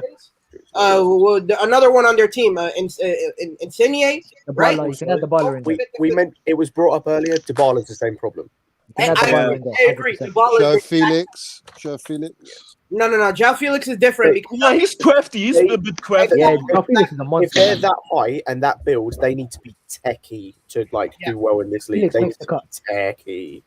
Dries Mertens, he doesn't even have pace anymore, man. Nah, exactly. man. 34 but you know inches, man. Going back to Haaland, yeah. Injuries. Hold on, Dak. We were saying. You know, Haaland's going to command astronomical wages as well, fam, which is going to be crazy to deal with. I can see Lukaku going. I think our highest paid player right now is Chilwell on like 190 a week. I can see Lukaku getting. I thought it was 170. Nah, Timo Werner's on 170. I think Conte and Smell. Listen, don't worry about that because when Mount has his renegotiation, he's Mount will be up there. He'll be higher. I love Mason, but Mason ain't earning more than Conte, man. No, he is. He's gonna earn more than all of them. Who? Mason Mount. He'll be on like 250, man. No, not 250. When? 250? Are you crazy? Yeah. When? No, Johnny. Tell me when. 190. He's gonna re-sign. He'll re-sign. He'll have his new contract. Nah, that'll be his next contract. You're saying 50 or 40 grand a week, man. It's peanuts. Yeah, he will be on 150. I guarantee it'll be 150. 150, fair enough. Yeah, I reckon a bit. He's not getting the same. Wait, guys, before. If Haaland's on 200 and whatever, then you got to be giving Money Mace like same amount of money, man. Before Money Mace signed a new contract last season. Johnny, you're a joke about. Calm down, fam. He's gonna get. He's gonna get more. He's gonna get more than. He needs his money. He's gonna get more. Johnny is his accountant, his uncle, his father, his cousin. He's got everyone needs to eat. Even the MM5 needs to eat, bro. We all need to eat, man. I'm not gonna lie. Like this is kind of like a bit unrelated. But I'm just looking at the wages. Malang Sarr's on 120k a week. What the fuck? No, man. No, man. Chelsea. Ridiculous. Wait, search up Chelsea wages, and it's like the first. We are not serious. Wage tracker. He's genuinely 120. Why would they do that? No fucking. Who's on 120? No. He's a bum, man. No. Let's slow down. He earns more than Thiago Silva. Actually, no, I don't know what Thiago Silva's new wage is, but Thiago's on 105k at Chelsea. That's ridiculous. Nah, man, that's impossible. Calm down. Let's think about it, right? He is one of Europe's highly rated prospects at center back. Is he? He's 3 years ago. 3 years ago, man. He's a bum. Bro, we got him in front of Real Madrid, Barca, Bayern, literally all of them, dog. But the thing, he's left-footed, bro. He's a prospect. No one was in for him. Johnny, he's left-footed. So what? Yeah, how many left-footed centre backs are there? I'm saying Tro was the same. Tro was a prospect, right? Yeah, but there was a difference. Build talent on. I know the difference was Bayern's trying to get him, but I'm saying if we wanted Malang Sarr that badly, obviously we had to pay more than the rest of the teams that were going for him. So he earns more than Jorginho and Kovacic. Yeah, but someone said in the chat, Porto fans aren't even rating him this season. Exactly. Like, Yeah. Oh. He's hardly played, is he? He hardly played. Nice didn't even blink when he left them, man. He's not good at all, man. He's not better than Tomori and Gay. We got him on a free, and when you get a player on a free, the wages are higher. Yes, Myron. Yeah, he's Big up Arsenal as well, saying there's a big problem if Haaland comes in and earns double the money of some other star players. It might cause problems, which is exactly what Mino Raul is going to be a big issue for, if not now, but in the future as well. But we got Marina Lukaku, man. If we get Marina could probably sort something, man. This is the thing, though. It's going to be a problem until he comes in and scores 20 goals. And then it's not going to be a problem because they're going to realize he can't score 20 goals. No guarantee. Contract extension. Yeah, if Hudson makes then it becomes a problem. He's got mentality, that kid. If he comes in and scores 20 goals a season, right? I'm saying literally the problems should stop then because no other player on our team is bringing us 20 goals a season. No. So that stops it right there. So once they go into their transfers asking, or once they go into their negotiations asking, oh, how come Haaland's getting this much? Marina's going to sit there and saying he's scoring 20 plus goals. So I don't think. Yeah, but then Haaland as well saying rather Lukaku and Rice on one or two players for depth than Haaland. We need to keep the team balanced to win trophies. A well-balanced team beats superstars. But this is the thing. Give us balance. He would. No. But if we got Haaland, how are we really signing anybody else? We will lose. 200 mil, man. Yeah, money, man. Lewis, we got over like 300 million. Yeah, Lewis, just get Haaland. Yeah, Lewis, we've run over 300 million this season with all the competitions and league where we came this season. It's not going to go. We do have money, and we're going to sell players, Hold on, let me clarify something real quick, right? Haaland is not going to be $200 million, okay? Or 200 million. It's not going to be 200 million, man. Come on, no. No. Let's clarify this. Yeah. Dortmund are going to lose Haaland for 70 million next season. Yes? Euros. Yes. Hold on. That's even less. That's like 58 million. Exactly. We're going to put this as simply as we can. If there's only one team this summer going after Haaland, being Chelsea, and we put down 150 million on the table. 115, yeah. Hold on. And we say this is our max. And there's no other team that is willing to put 150 million on the table. They will understand that next year they are going to lose Haaland for 70 million. So instead of you may be right, but I can think of a counterfactual. No, I've got a counterpoint to this as well. But yeah, go ahead. They did the exact same thing with Sancho. Yes, because now they're going to sell Sancho for 150. Yeah, exactly. So they don't give a shit. They don't. No. With Sancho, there's going to be multiple suitors for Sancho, so they can sell Sancho to someone else. There's one suitor at the minute. Liverpool, United. Yeah. Liverpool and United. That's basically it. Well, two then, if we count Liverpool. And Sancho doesn't have a release clause for 70 million.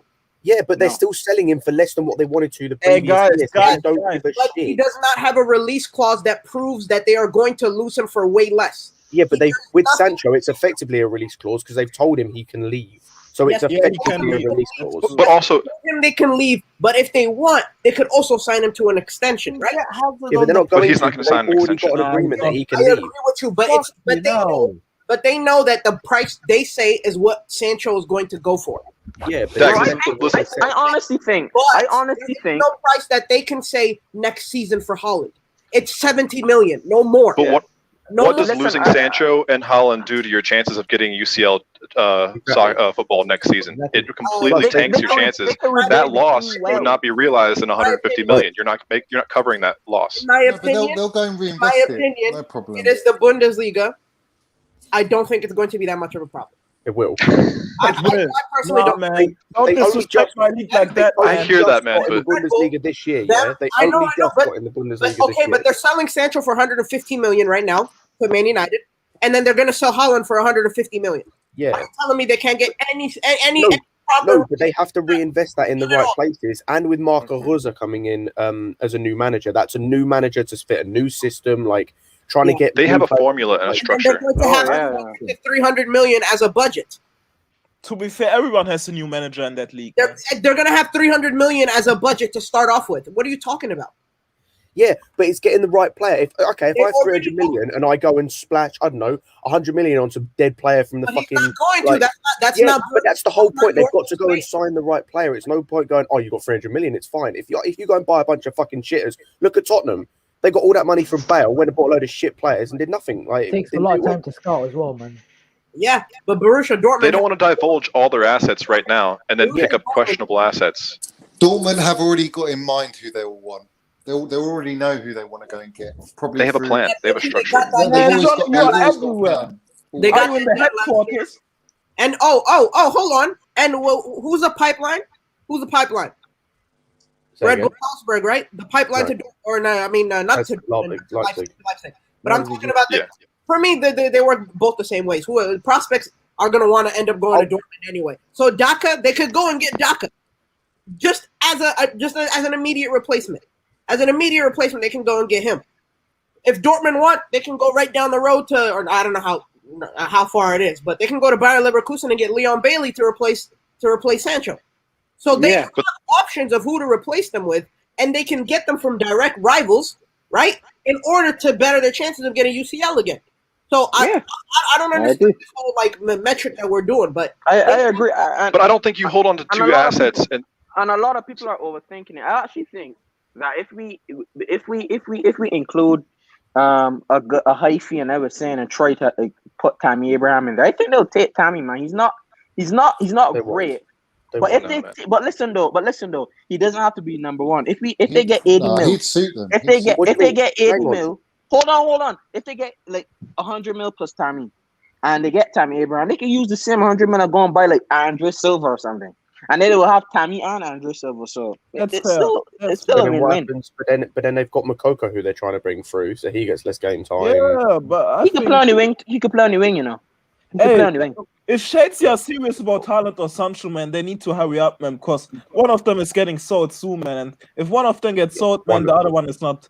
Listen, I'm not really too sure about the super chat. He said Raiola wants him to go with RC as he gets more cash. Maybe Who's RC? Not the coming. Maybe he means Real Madrid. Maybe it's a typo. Yeah, I think he meant Real Madrid. Listen, makes more sense. But I thought it was more set up for him to go to Bayern next season when they actually get rid of Lewandowski. Those rumors. Can I say something about Lever going out rumors? So Man United, they take a whole summer window to get the Sancho deal done. We could have Haaland done before they even sit down and have a negotiation stage. That's how slow United are. Big problem with this. Big problem with all this. As I said, they have an agreement with Sancho that they'll sell him if a bid comes in. If they turn around to him and go, "Oh no, we can't now. We've already lost Haaland."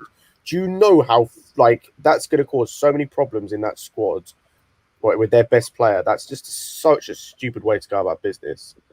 That's a stupid way to go about. Oh no, we meant release clause. Release clause. Fair enough. Yes, then you can just focus on wages. I hear you. Yeah, guys, where are those Haaland to Bayern rumors coming from? Because they don't exist here in Germany. That's for sure. They don't exist here. No. If you, the age that Lewandowski's at right now, right? It's about time for Bayern to be looking for replacements. No, not too. Hold on, real quick. That league, man. I'm talking just logic-wise, bro. You look at it logically, right? If Haaland goes to Bayern, he's going to be winning that trophy every single year, and he's going to have a chance at Champions League every single year as one of the favorites. Not just in the Champions League spot, but as one of the favorites, he's going to have a chance. So why can't we have a striker like that? Why don't we go? The thing is Lewandowski is not at this end, man. He's not declining. He's just smashed the record, man. Bro, he's extending his contract. Haaland is not going to Bayern. Let's see how long he extends his contract for. Look at how long he extends his contract for. If he extended for 3-4 years, then I'll agree with you. If he extended for 2 years, Holic, have Bayern got money? Nah. They'll have not like next year. Not like normal. No club in Germany has money like the normal times cost. So it's more of a selling. They're a selling club now. They're all sellers now. No. Bayern got a monopoly on. No one has money like we have. Not right now. They don't have more money than Chelsea. That's for sure. Yeah. German clubs rely on their stadium. Dortmund lost a lot of money due to their stadium, man. They lost a lot of money, man. Same with Bayern, man. Yeah, so if you're Dortmund, bro, if you're Dortmund and you know you've lost money, a lot of money as well, and you've got the opportunity to bank 120 million as opposed to 70 odd million, what do you think's the better 120 million pounds? That's revenue for next year. Hold on, I think a good. Let Holic answer, bro. If Dortmund don't take 120 million pounds, that's a new Dortmund to me, because they're a business club, man. They look at this. They're on the stocks market, man, for fuck's sake. Like, they look but at you don't. finances. If they're selling Sancho for 85, they're not getting rid of both of them. They've said they want. Then that's 85, 90 mil that they can spend on their squad. That covers their expenses for this year, and they keep the other player in their back pocket for next season. By that time, they've identified the next star and the whole assembly line, and they keep it pumping that way. They don't need 150 mil this season. They don't need it. They'll hold it in the bank, let it accrue. Like they're going to get 70 million. It's already bought and paid for. Someone's going to step up and pay that bill. But then next year he'll be worth more. He'll be worth way more than that. Like, as in more than 120 this year. It doesn't matter. Yeah, exactly. Because it doesn't matter to them. Well, if they're a business club, it will. The thing is with the squad, though, is their squad is not like their squad. Can easily get in that top 4 if everything goes to plan. Easily, they've got the squad for it. So, if they sell Sancho, that 80, 90 mil can go to a few players to kind of help the squad. Then, when they sell Haaland next year, that 72 mil that they get, or whatever it is, can go towards another striker and maybe another player or whatever. Like, their squad's at the point where they don't really need loads of players in, so them getting a huge and they got a rookie manager. They don't need to be greeny, dude. They don't need to be greeny. He's a new manager. He's not a rookie manager. He's a very good manager now. Marco Rose, he's a good coach. I think honest truth is right. As I said, I think a lot of people are overthinking this Haaland price. I don't think Chelsea are gonna go and spend 150 million on Haaland. I think Marina is probably gonna try. It's probably going to try and save maybe 90 mil plus time year or something like that. If it works, it works. Because in my opinion, I don't think that's a bad deal for Dortmund. But if you're building, if you don't think that, if Marina's saying she wants to build the team, man, let's be real. How many swap deals do happen in football, man? Hold on. If Marina's saying that she wants Tuchel to build her team around Havertz, how is Haaland or Kane or Lukaku going to benefit that? That's Johnny. Question on top of that. Yeah, that's a fair point, Johnny. Right back at you, man. How about we spend the money we were going to spend on Haaland for Rice? We get Rice and we get Grealish. What about that? That's the same money. Yeah, I'm down for that too, bro. But Grealish is going to be expensive, man. I know his weaknesses. Hold on. That's 120 million on Grealish and 60 million on Rice. That's like 190. No, hang on. No, that's 200 because that's 80 mil on Rice. They're not going any lower. There's no reason to go lower than 80. It was more for Johnny. I'd have Grealish. My question with that would be who's getting the goals, because you've got 3 creators in that front line and not one of them goals. No, I was just going for the young English team. Marina wants Havertz as a false 9. By the looks of it, the board wants that. So. Yeah, he's going to have to be our goal scorer. Simple as. No, but a false 9 by literal definition is someone who drops deep to collect the ball to involve those around them in the play. So if he's a false 9, he's not going to be in the goals. So he either has to be the outright number 9 and the goal scorer, or a false 9. There's no. As you see with Liverpool and Bobby Firmino. Yeah, the only player that's ever done both is Messi, because he's Messi. The question is then. I think Havertz has got the ability to do that. Wayne Rooney played center forward. No, but he was the striker though. He was the actual striker though. No. When he was the actual striker, but when he got older, I thought he moved in the 10. No. I'm saying when he was playing with Ronaldo, he would opt. Ronaldo and Tevez. Yeah. He would opt to drop deeper and then allow Ronaldo and Tevez to get the goal. And then he also scored I think it was 16 to 17 goals that season. Yeah, Doug, Wayne Rooney is one of the most underrated players I have ever seen in my life. And I'm saying to the guy in the chat, I'm not saying that the board said that Havertz is to be a false 9. They're saying they want Tuchel to build the team around Havertz, but to build the team around Havertz, Havertz's best position, like he was at Leverkusen, is the false 9 position. That is his best position. That being said, we need to talk about the scouting and what players we're getting linked with. Because if that's the case, right, we should be looking for a goal scoring winger and not a striker. Right. Yeah, but Sancho. I genuinely, because of the fact that it was when we were first linked with Haaland, right? Because it was Roman wants Haaland badly, right? That's why I'm fully like the reason why I'm fully supporting it is because I genuinely believe this is a Pulisic kind of move. How I think we got Pulisic not because we wanted him to replace Hazard, but because he was going to bring that American audience with him. For marketing. No. He's a gravy player. I agree. He's a gravy player. I agree too. He's a gravy player off the bench. No. But the marketing. What was the source for that? But the marketing doubles his appeal. His appeal. Yeah. His all-round package is excellent. His all-round package is the exact same. The marketing that is going to come with him. That's why I'm not worried about these wages that we're talking about. The Mino Raiola, all the shit. Look, if Paul Pogba was winning Champions League, I don't think Mino Raiola would be talking about, he wants to go to Real Madrid. So it's all about... Yes, Eden's coming on. Love it. So it's all about winning. If you're going to have players that are winning, you don't need them to leave necessarily, right? So that's why the marketing thing is such a big appeal with it. Right, but I think it makes sense to build around Havertz, and I do think that right now, given the market, the available number 9s really just aren't. I mean, I would love to see Haaland here, but I just don't see it. Shout for that, right? I know he's getting old. Bring back Hazard, man. Real quick. Johnny, man. I don't want to get into another debate on Hazard. Get Eden back to the bridge. Let's go. Get him back. Hey, Bro. Bring him home. He should play at McDonald's, man. That guy. A player that we might be a player that I personally would. He not necessarily fit the system, but he's going to come on and score a screamer now. If we are sticking with if we're sticking with Havertz as a false 9, right? And you get what about getting Bale for right wing? Because that's no. I like the profile, but I don't like the player. The profile. The profile. That's like he's lost weight, man. Like a profile, but not the player. I said he has. He does.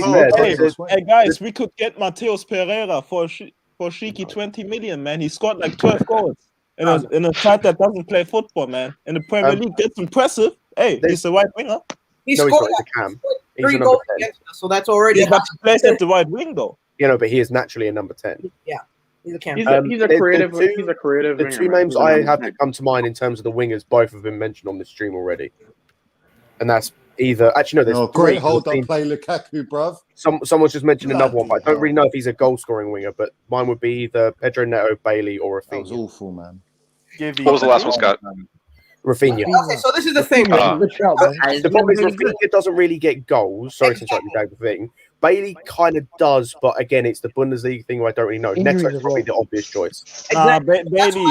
That's why I said Bale, because he is fully like. I'm sorry, but I can't remember the last time where a right winger gets 20 goals a season. Someone that direct. We need someone who goes straight to the goal. That's one moment the car went bad, again, he just doesn't have the heart for football anymore, and you can see. And I think him and Tuchel come to blows. Who do you mean? Who doesn't have the heart for football? Who? Bale. Oh, Bale. Oh, yeah. We're not going to get that. He's won it all, man. No, we're talking about the profile. Big up Finishing saying if Chelsea wants to win the Premier League, go get a clinical striker, the clinical player. I'm saying we gotta wait for the Euros to finish as well, because we all know some of these players go crazy during these tournaments and get a major move to a big team. That also goes in both ways. We don't want to get someone on the basis of just having a good tournament. We want to longevity. Guys, we are aiming way too low, man. Bass was right, man. An Arsenal fan, he was right, man. We need to get a Galactico ASAP. We won the fucking Champions League. We don't do that model though. No, also there aren't that many Galacticos available at the minute. Yeah, but we buy young, talented players, man, and Haaland and Mbappe are young. And if we wanted we say value. If we wanted to go for Galacticos, we'd be getting linked with Kimmich, and we'd be getting. I mean, he's never going out of Bayern, man. Exactly, I know. He's never leaving. That's never been our way. It's all these Galacticos, they're not available. The only he's not even a Galactico. Like literally, Kane is the only Galactico signing available, and he won't unless we pay mad price. To us. Yeah. And the only next sort of I wouldn't even call him world class, but up there striker that will get goals is Lukaku. Lukaku, yeah. All right, apart from that, do I have permission to ban this Michael guy? He just said Kimmich is overrated. Please allow me. Crazy. Who said that? Behave yourself. Stop, man. Nah, Just trolling, man. Behave yourself. Shut the fuck up, that Hazard, man. But yeah, there just aren't Galactico signings available, and that's the thing, and that's why this idea we need to go out and sign Galactico signings, temper the expectations. We might be the Champions League winners. Hazard wasn't a Galactico signing; he just had a great season with Lille. Yeah. So okay, we don't get a number 9. Let's go out and get the best player in the other position that we need to strengthen. Which is we need 6. a striker. Listen. As I was saying before, we need a striker, but we're not going to get the best one. We need a big boy attacker, not the striker, but the big boy attacker, man. Yeah, we need the best striker, not a striker. 30 goal contributions, man. I don't care if he's a striker or a winger. 30 goal contributions from one new signing. That's the I think our offensive players will do better next season too. The system. I was saying, we haven't had a player that someone genuinely fears in a long time, and I think we need to go and get that sort of player like Haaland. If it's Lukaku, if it's Haaland, we need either one to it. We need a clinical number 9 that's going to get us a lot of goals a season. Yeah, and I do think that Haaland is that guy. And Timo Werner, huh? Oh, yeah, Timo Werner, bro. I'm scared of Werner. Chelsea's about to miss, fam. That's why I'm scared. They fear us as a team. Trust me. Oh, Trust me, he won't miss as many chances next season. Man City, man. Hey, he made their life horrible, man, in those games, man. Those highlights and Timo Werner, man. He nearly made my life over with the. All I think we need to do is just. That's true, man. All I think we need to do is when we're going for strikers to be smart in the money we spend on getting a striker. So I don't know. Marina's a good negotiator. She tries. She's probably gonna try, as I said, a swap deal maybe for Haaland plus the cash. Or she's probably. No way, man. Sorry, I just want to dispel that idea, man. Marina's a negotiator when it comes to selling players. When it comes to buying players, we spent 35 million on Drinkwater and 40 on Bakayoko. But she wasn't in charge. Yeah, but she wasn't in charge then. She was in charge. She was in charge. Top targets for nobody. I don't blame the Bakayoko one, because Bakayoko did look promising for us, but Drinkwater, I had no clue why. No clue. To be best friends with Kante. They purely got him because of Kante at Leicester, bro. They literally, they thought they were living a dream. Wasn't it Emanalo that signed Drinkwater? Man. It wasn't. Sure. Nah, bro. We had like 3 midfielders that season. I remember. We had to play David Luiz. And don't get me started on Kepa T-Rex arms, man. Yo, man. Guys, honestly, I wouldn't mind a goal scoring winger, man. If we can get output from the wings, I'm not saying go for Salah now, but someone of Salah's caliber, I'll take him, man. Yeah. No one springs to mind, man. Like Neto wouldn't be a bad shout, but someone said he apparently has a long-term injury, so that might rule him out. But again, the problem is, you probably could find one in a dead league, so to speak. But it's whether people will take it. It's whether he fits the profile of the team. It's whether the scouting team is good enough to find these players. That's the problem. Is you could easily find a goal-scoring winger in. I don't fucking know. Like you could easily find a goal-scoring winger. Sane would be perfect, but we wouldn't be able to get him. It's whether we can find it. Like I've said this before, depending on age and depending on if he fits the system and if he can come in and do well, I'd take Orsic because he scores goals. But I know people will go, he plays in the Croatian league. Where do you get these no-name guys from, man? Like, why can't we go and get some big names or something? What big name? Where was Kante playing before he went to Leicester? He was playing for a relegation threatened French team. This is Chelsea football. No, but that's my point. The Champions League, man. We don't need to go. Tyrese, been that, bro. Been that. You can't be doing that. Been that. Listen, there's some things that just can't be taught, right? There's some things that it doesn't matter what league you're playing for. The way that you hit the ball, the way that you dribble with the ball, the way that you run with the ball, it matters, right? Or baller, fam. He's a baller. Just go watch some of his games, bro. The man. I think he's a good player. I know who Orsic is. He plays for Zagreb, right? I know who Orsic is, man. I watched a couple comps of him before. He's a good player, but like, I don't know, man. Like, I get what you mean, but the way that we're talking about how there aren't many players to look for in Europe or in there are plenty. Right? It's because they're hidden out here, right? Yeah. They're hidden in the Czech league. They're hidden in Brazil. Yeah. They're hidden in Argentina. That's why. Yeah. It's because they haven't come to Europe yet. Thank you, Michael, for proving my point. By the way. Yeah, all of this to say, like to go and get these star players, but like Chelsea are looking at Lukaku, Erling Haaland, Harry Kane. If Lukaku doesn't work out, it's either Erling Haaland or Harry Kane. Harry Kane is probably not going to be sold to us because Daniel Levy is not going to sell Harry Kane to Chelsea unless we give him a lot of money. Erling Haaland, we could probably see what we could do there. Yeah. So go for Haaland. I agree. But see what you can do, but again, not get our eggs. Just try. Show some fight, man. When you go for these top players, man, just try. Yeah. Yo, we have the money. There's no FFP, and we are doing. Pause. Ryan, go ahead. Yo, bro, you see Haaland, yeah? I don't mind if we get him at like a 120, 130 price, but the things that's throwing me off is his wages, fam. I swear, is it like 600? Yeah. If it's like 500, 600, 500. Yeah, that's turning me off. To be honest, I think that's fake, man. He's not even earning 120k. You really think that's fake under Viola? You really think 600k a week, man? No, 500. It's around 500, Panny. It's around 500. He said he wants to make him like a very, very expensive player, like because I don't think he wants that much. I think that's from which source is it there? Who's saying that? Sources. It's just all over the place. And it's Mino Raiola. Again, once more. Yeah, Mino is the problem, man. Once again, the marketing will pay for itself. It will pay for itself. The wages will pay for itself. Don't worry about that. The only thing you should be worrying about is the fact that those wages might mess up the rest of what we can do. But the wages itself and affording it, that is not a problem. The marketing itself will work with it. It will fix itself out. I know that, yeah. There's more things in the title that we haven't even talking about. Adama, is it getting heated more, or what's going on? I was gonna say, if we're not playing a 5 at the back next season, I don't want him. Don't get him.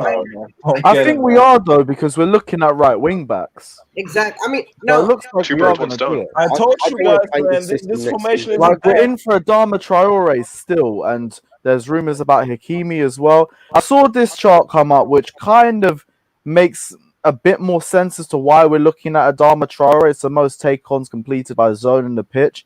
And look at Adama Traore when it comes to the attacking positions where you would be as a right wing back. He's all over that, despite even being at Wolves and having 2 man on him every single game. So I can kind of see us why we're interested in him, but I still would only take him if he was a cheap price there. Otherwise, if we're spending a lot of money, we go for Hakimi. I don't see why not. Yeah, I think it's more on even like. What are you looking at? Throughout his I'm just looking at that, and I'm looking at Rodrigo de Paul at the right thing. He's a cam.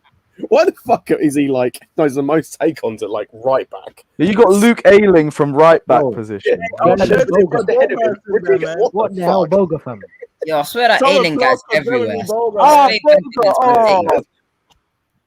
Gary Cahill ended his career, unfortunately, man.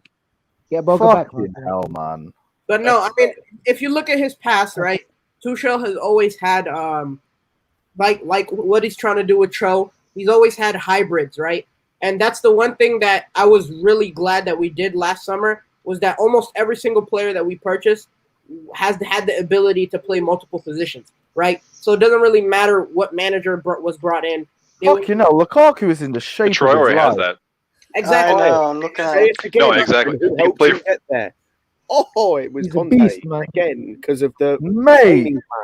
He's built. He's making it sharp, and he's chatting to one of the Croatia players. This ain't the same Lukaku. I don't want to hear none of this United talk.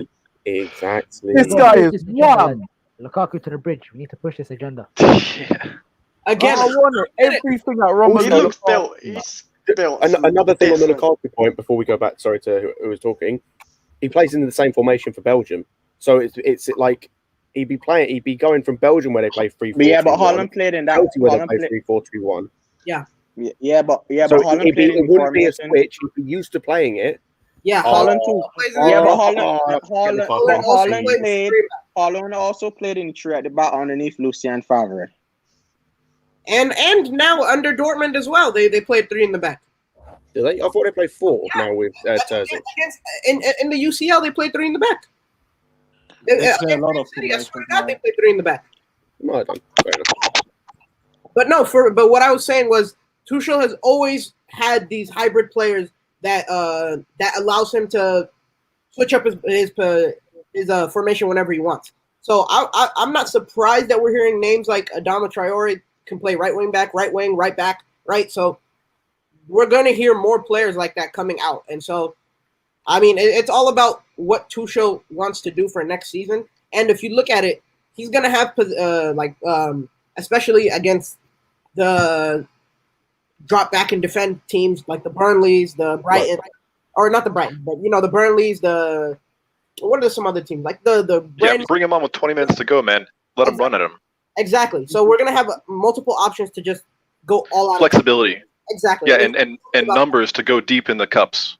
Exactly. Nah, man, Adama, listen, he's the same player that he was at 18, man, and he's 25, man. I don't want that kind of player at Chelsea, man. No way. But Tuchel takes these unidimensional players and he fits them into a system that gets the best out of their unique characteristic, which for Traore is pace, take-on ability, and he can be that one single player. He doesn't need to have the whole team in his back. If there's one manager that can fix Adama Traore, it's probably Tuchel. Yeah.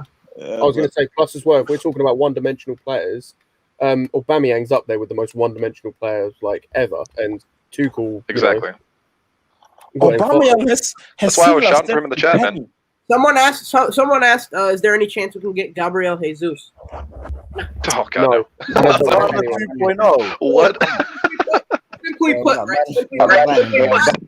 Do not get that out of here. Do not get a single Manchester City player. Do not get a single Manchester City player.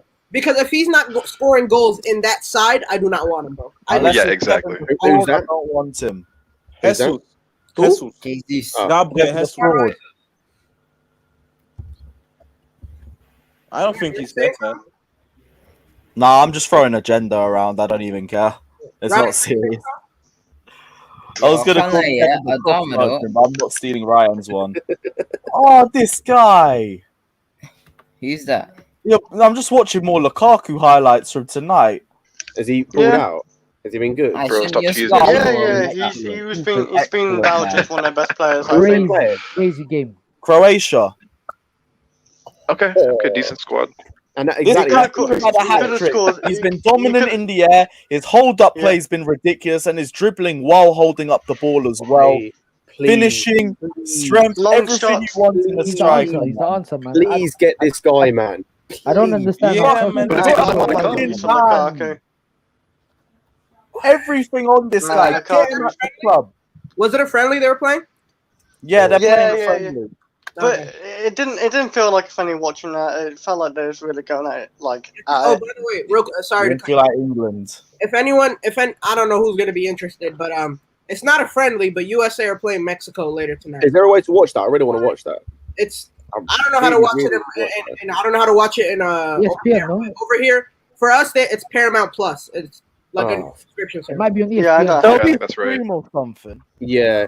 I want to watch. It'll be the stream, but it's a Concave Nations. It's the final. Run up against Mexico. So there's gonna be Pulisic is starting. Yeah. You're gonna lose. Big up Arsenal. Much appreciated for the donations as well. McKinney starting. Gio Reyna is starting. They have Tyler Adams is still injured. That man is the most injury-prone player I've ever seen in my life. I don't want to see Josh Sargent play, man. He cannot stay healthy. But yeah, crap. So there's Big up Artem saying only want Adama if we bring in a striker like Lukaku. When he had Jimenez, he had great numbers. Plus his numbers might be even better with our start. That's the thing. That's the reason why I'm not completely throwing away Adama Traore as a complete waste for a transfer to happen, because He's way overmarked at Wolves because he's one of their few real threats. If he's at Chelsea, he's going to have a lot more space to deal with because there's a lot more danger throughout all other areas of the pitch. So he would be allowed to thrive a lot more than he would be at Wolves. It's low-key not a bad move for us to go for. Like, I see why people have their reservations because still decision-making could massively improve. But he'll have more space to deal with that. Tuchel brings him any end product, man, he's the coaching goal. I don't care. Just keep his job simple. Alex, man. I don't care. Every single Keep his job session, simple. you have to get him on that, like, get him some footballs, get whoever you need in goal, and just have him fucking hit shots. Like, no, we don't. We just need him to forward, beat a few players, and put a cross into a Lukaku. Then exactly. Get a good it's the decision making that has to improve. Then take the same scenario, just hit balls into the box for people to hit. Just work on his crossing and his final ball. Like, put him against Azpilicueta and Reece James. But imagine you're a fucking left winger, by the way, and you got Reece James and Adama Traore running at you. You've got Adama running at Reece James. 2 tanks. Fucking imagine Regulon, little Regulon having to deal with the pair of them. He's done. Lewis, you got me Kieran. Oh my god. Lewis, you got me thinking, right? This is purely like just like me thinking, imagine, right? You've got Adama running at whoever, but then they've also got to think about Reece is sitting deeper to whip a ball in on Lukaku's head, like, and you're like, fuck, what do I do? He's looking at the left hand like, what about Zuma holding mid. But the thing is, Zuma as well, man. Think about it. And could also play left wing back as well, so he'd be good depth for that position too. So and Tuchel in there as well, man. It's not even thinking about it on the offensive point of view. It's not even thinking about it on the offensive point of view, right? But defensively as well, with what you just said, Scott, that's going to require their left winger or whoever's playing in that role to drop significantly back. So any chance of a counterattack is already nullified, right? So it's all about what you can do to help you in both sides of the pitch, right? So that's why Tuchel is always so crazy about this keeping possession, so that they only have about, out of the entire game, they only have 20 minutes to fully play, you know? So that's the most important thing for me that we really need to keep taking into account.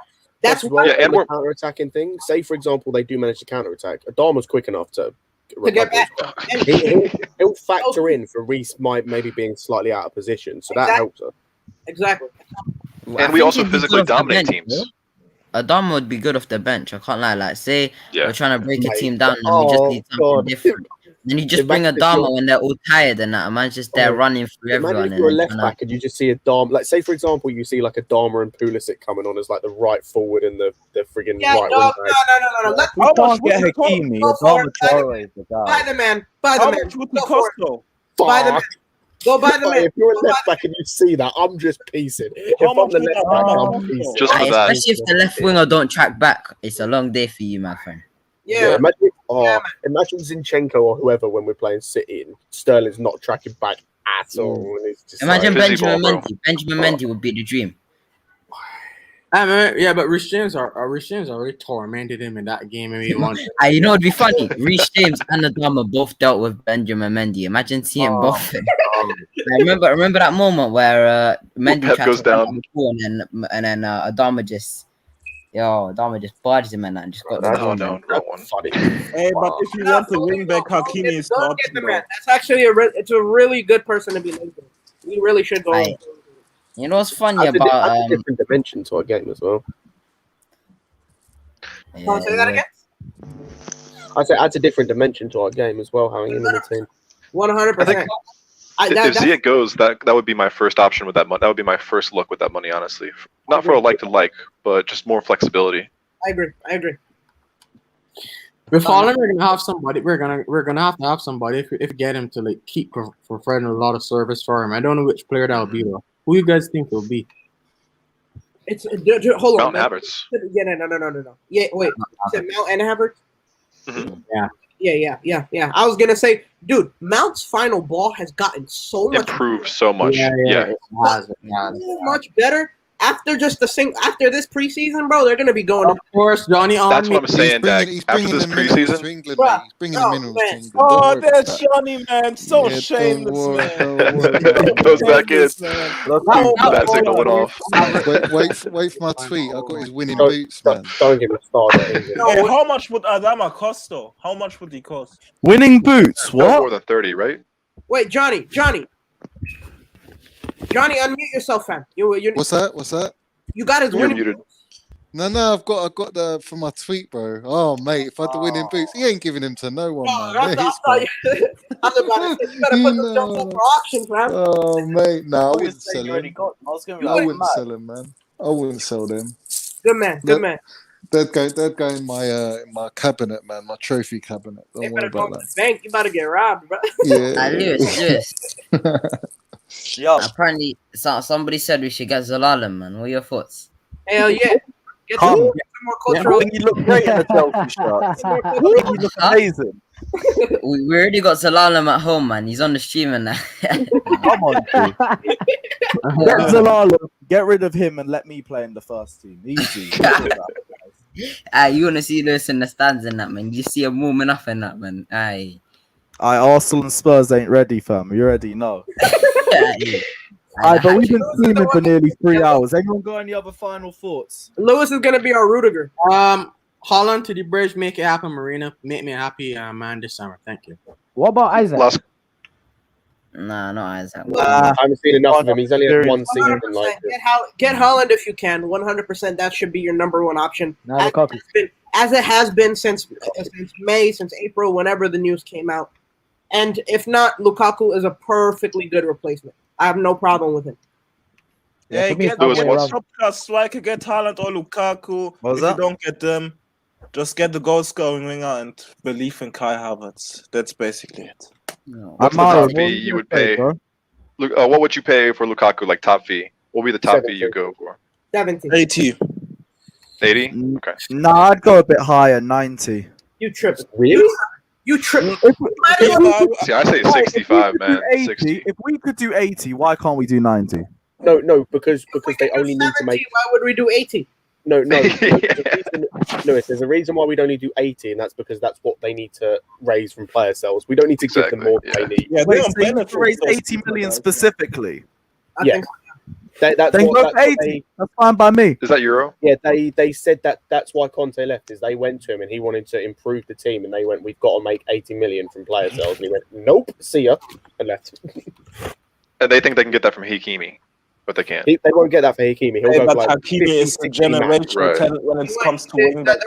Like Inter when it comes to wing fans backs, would rather lose Lukaku than Hakimi.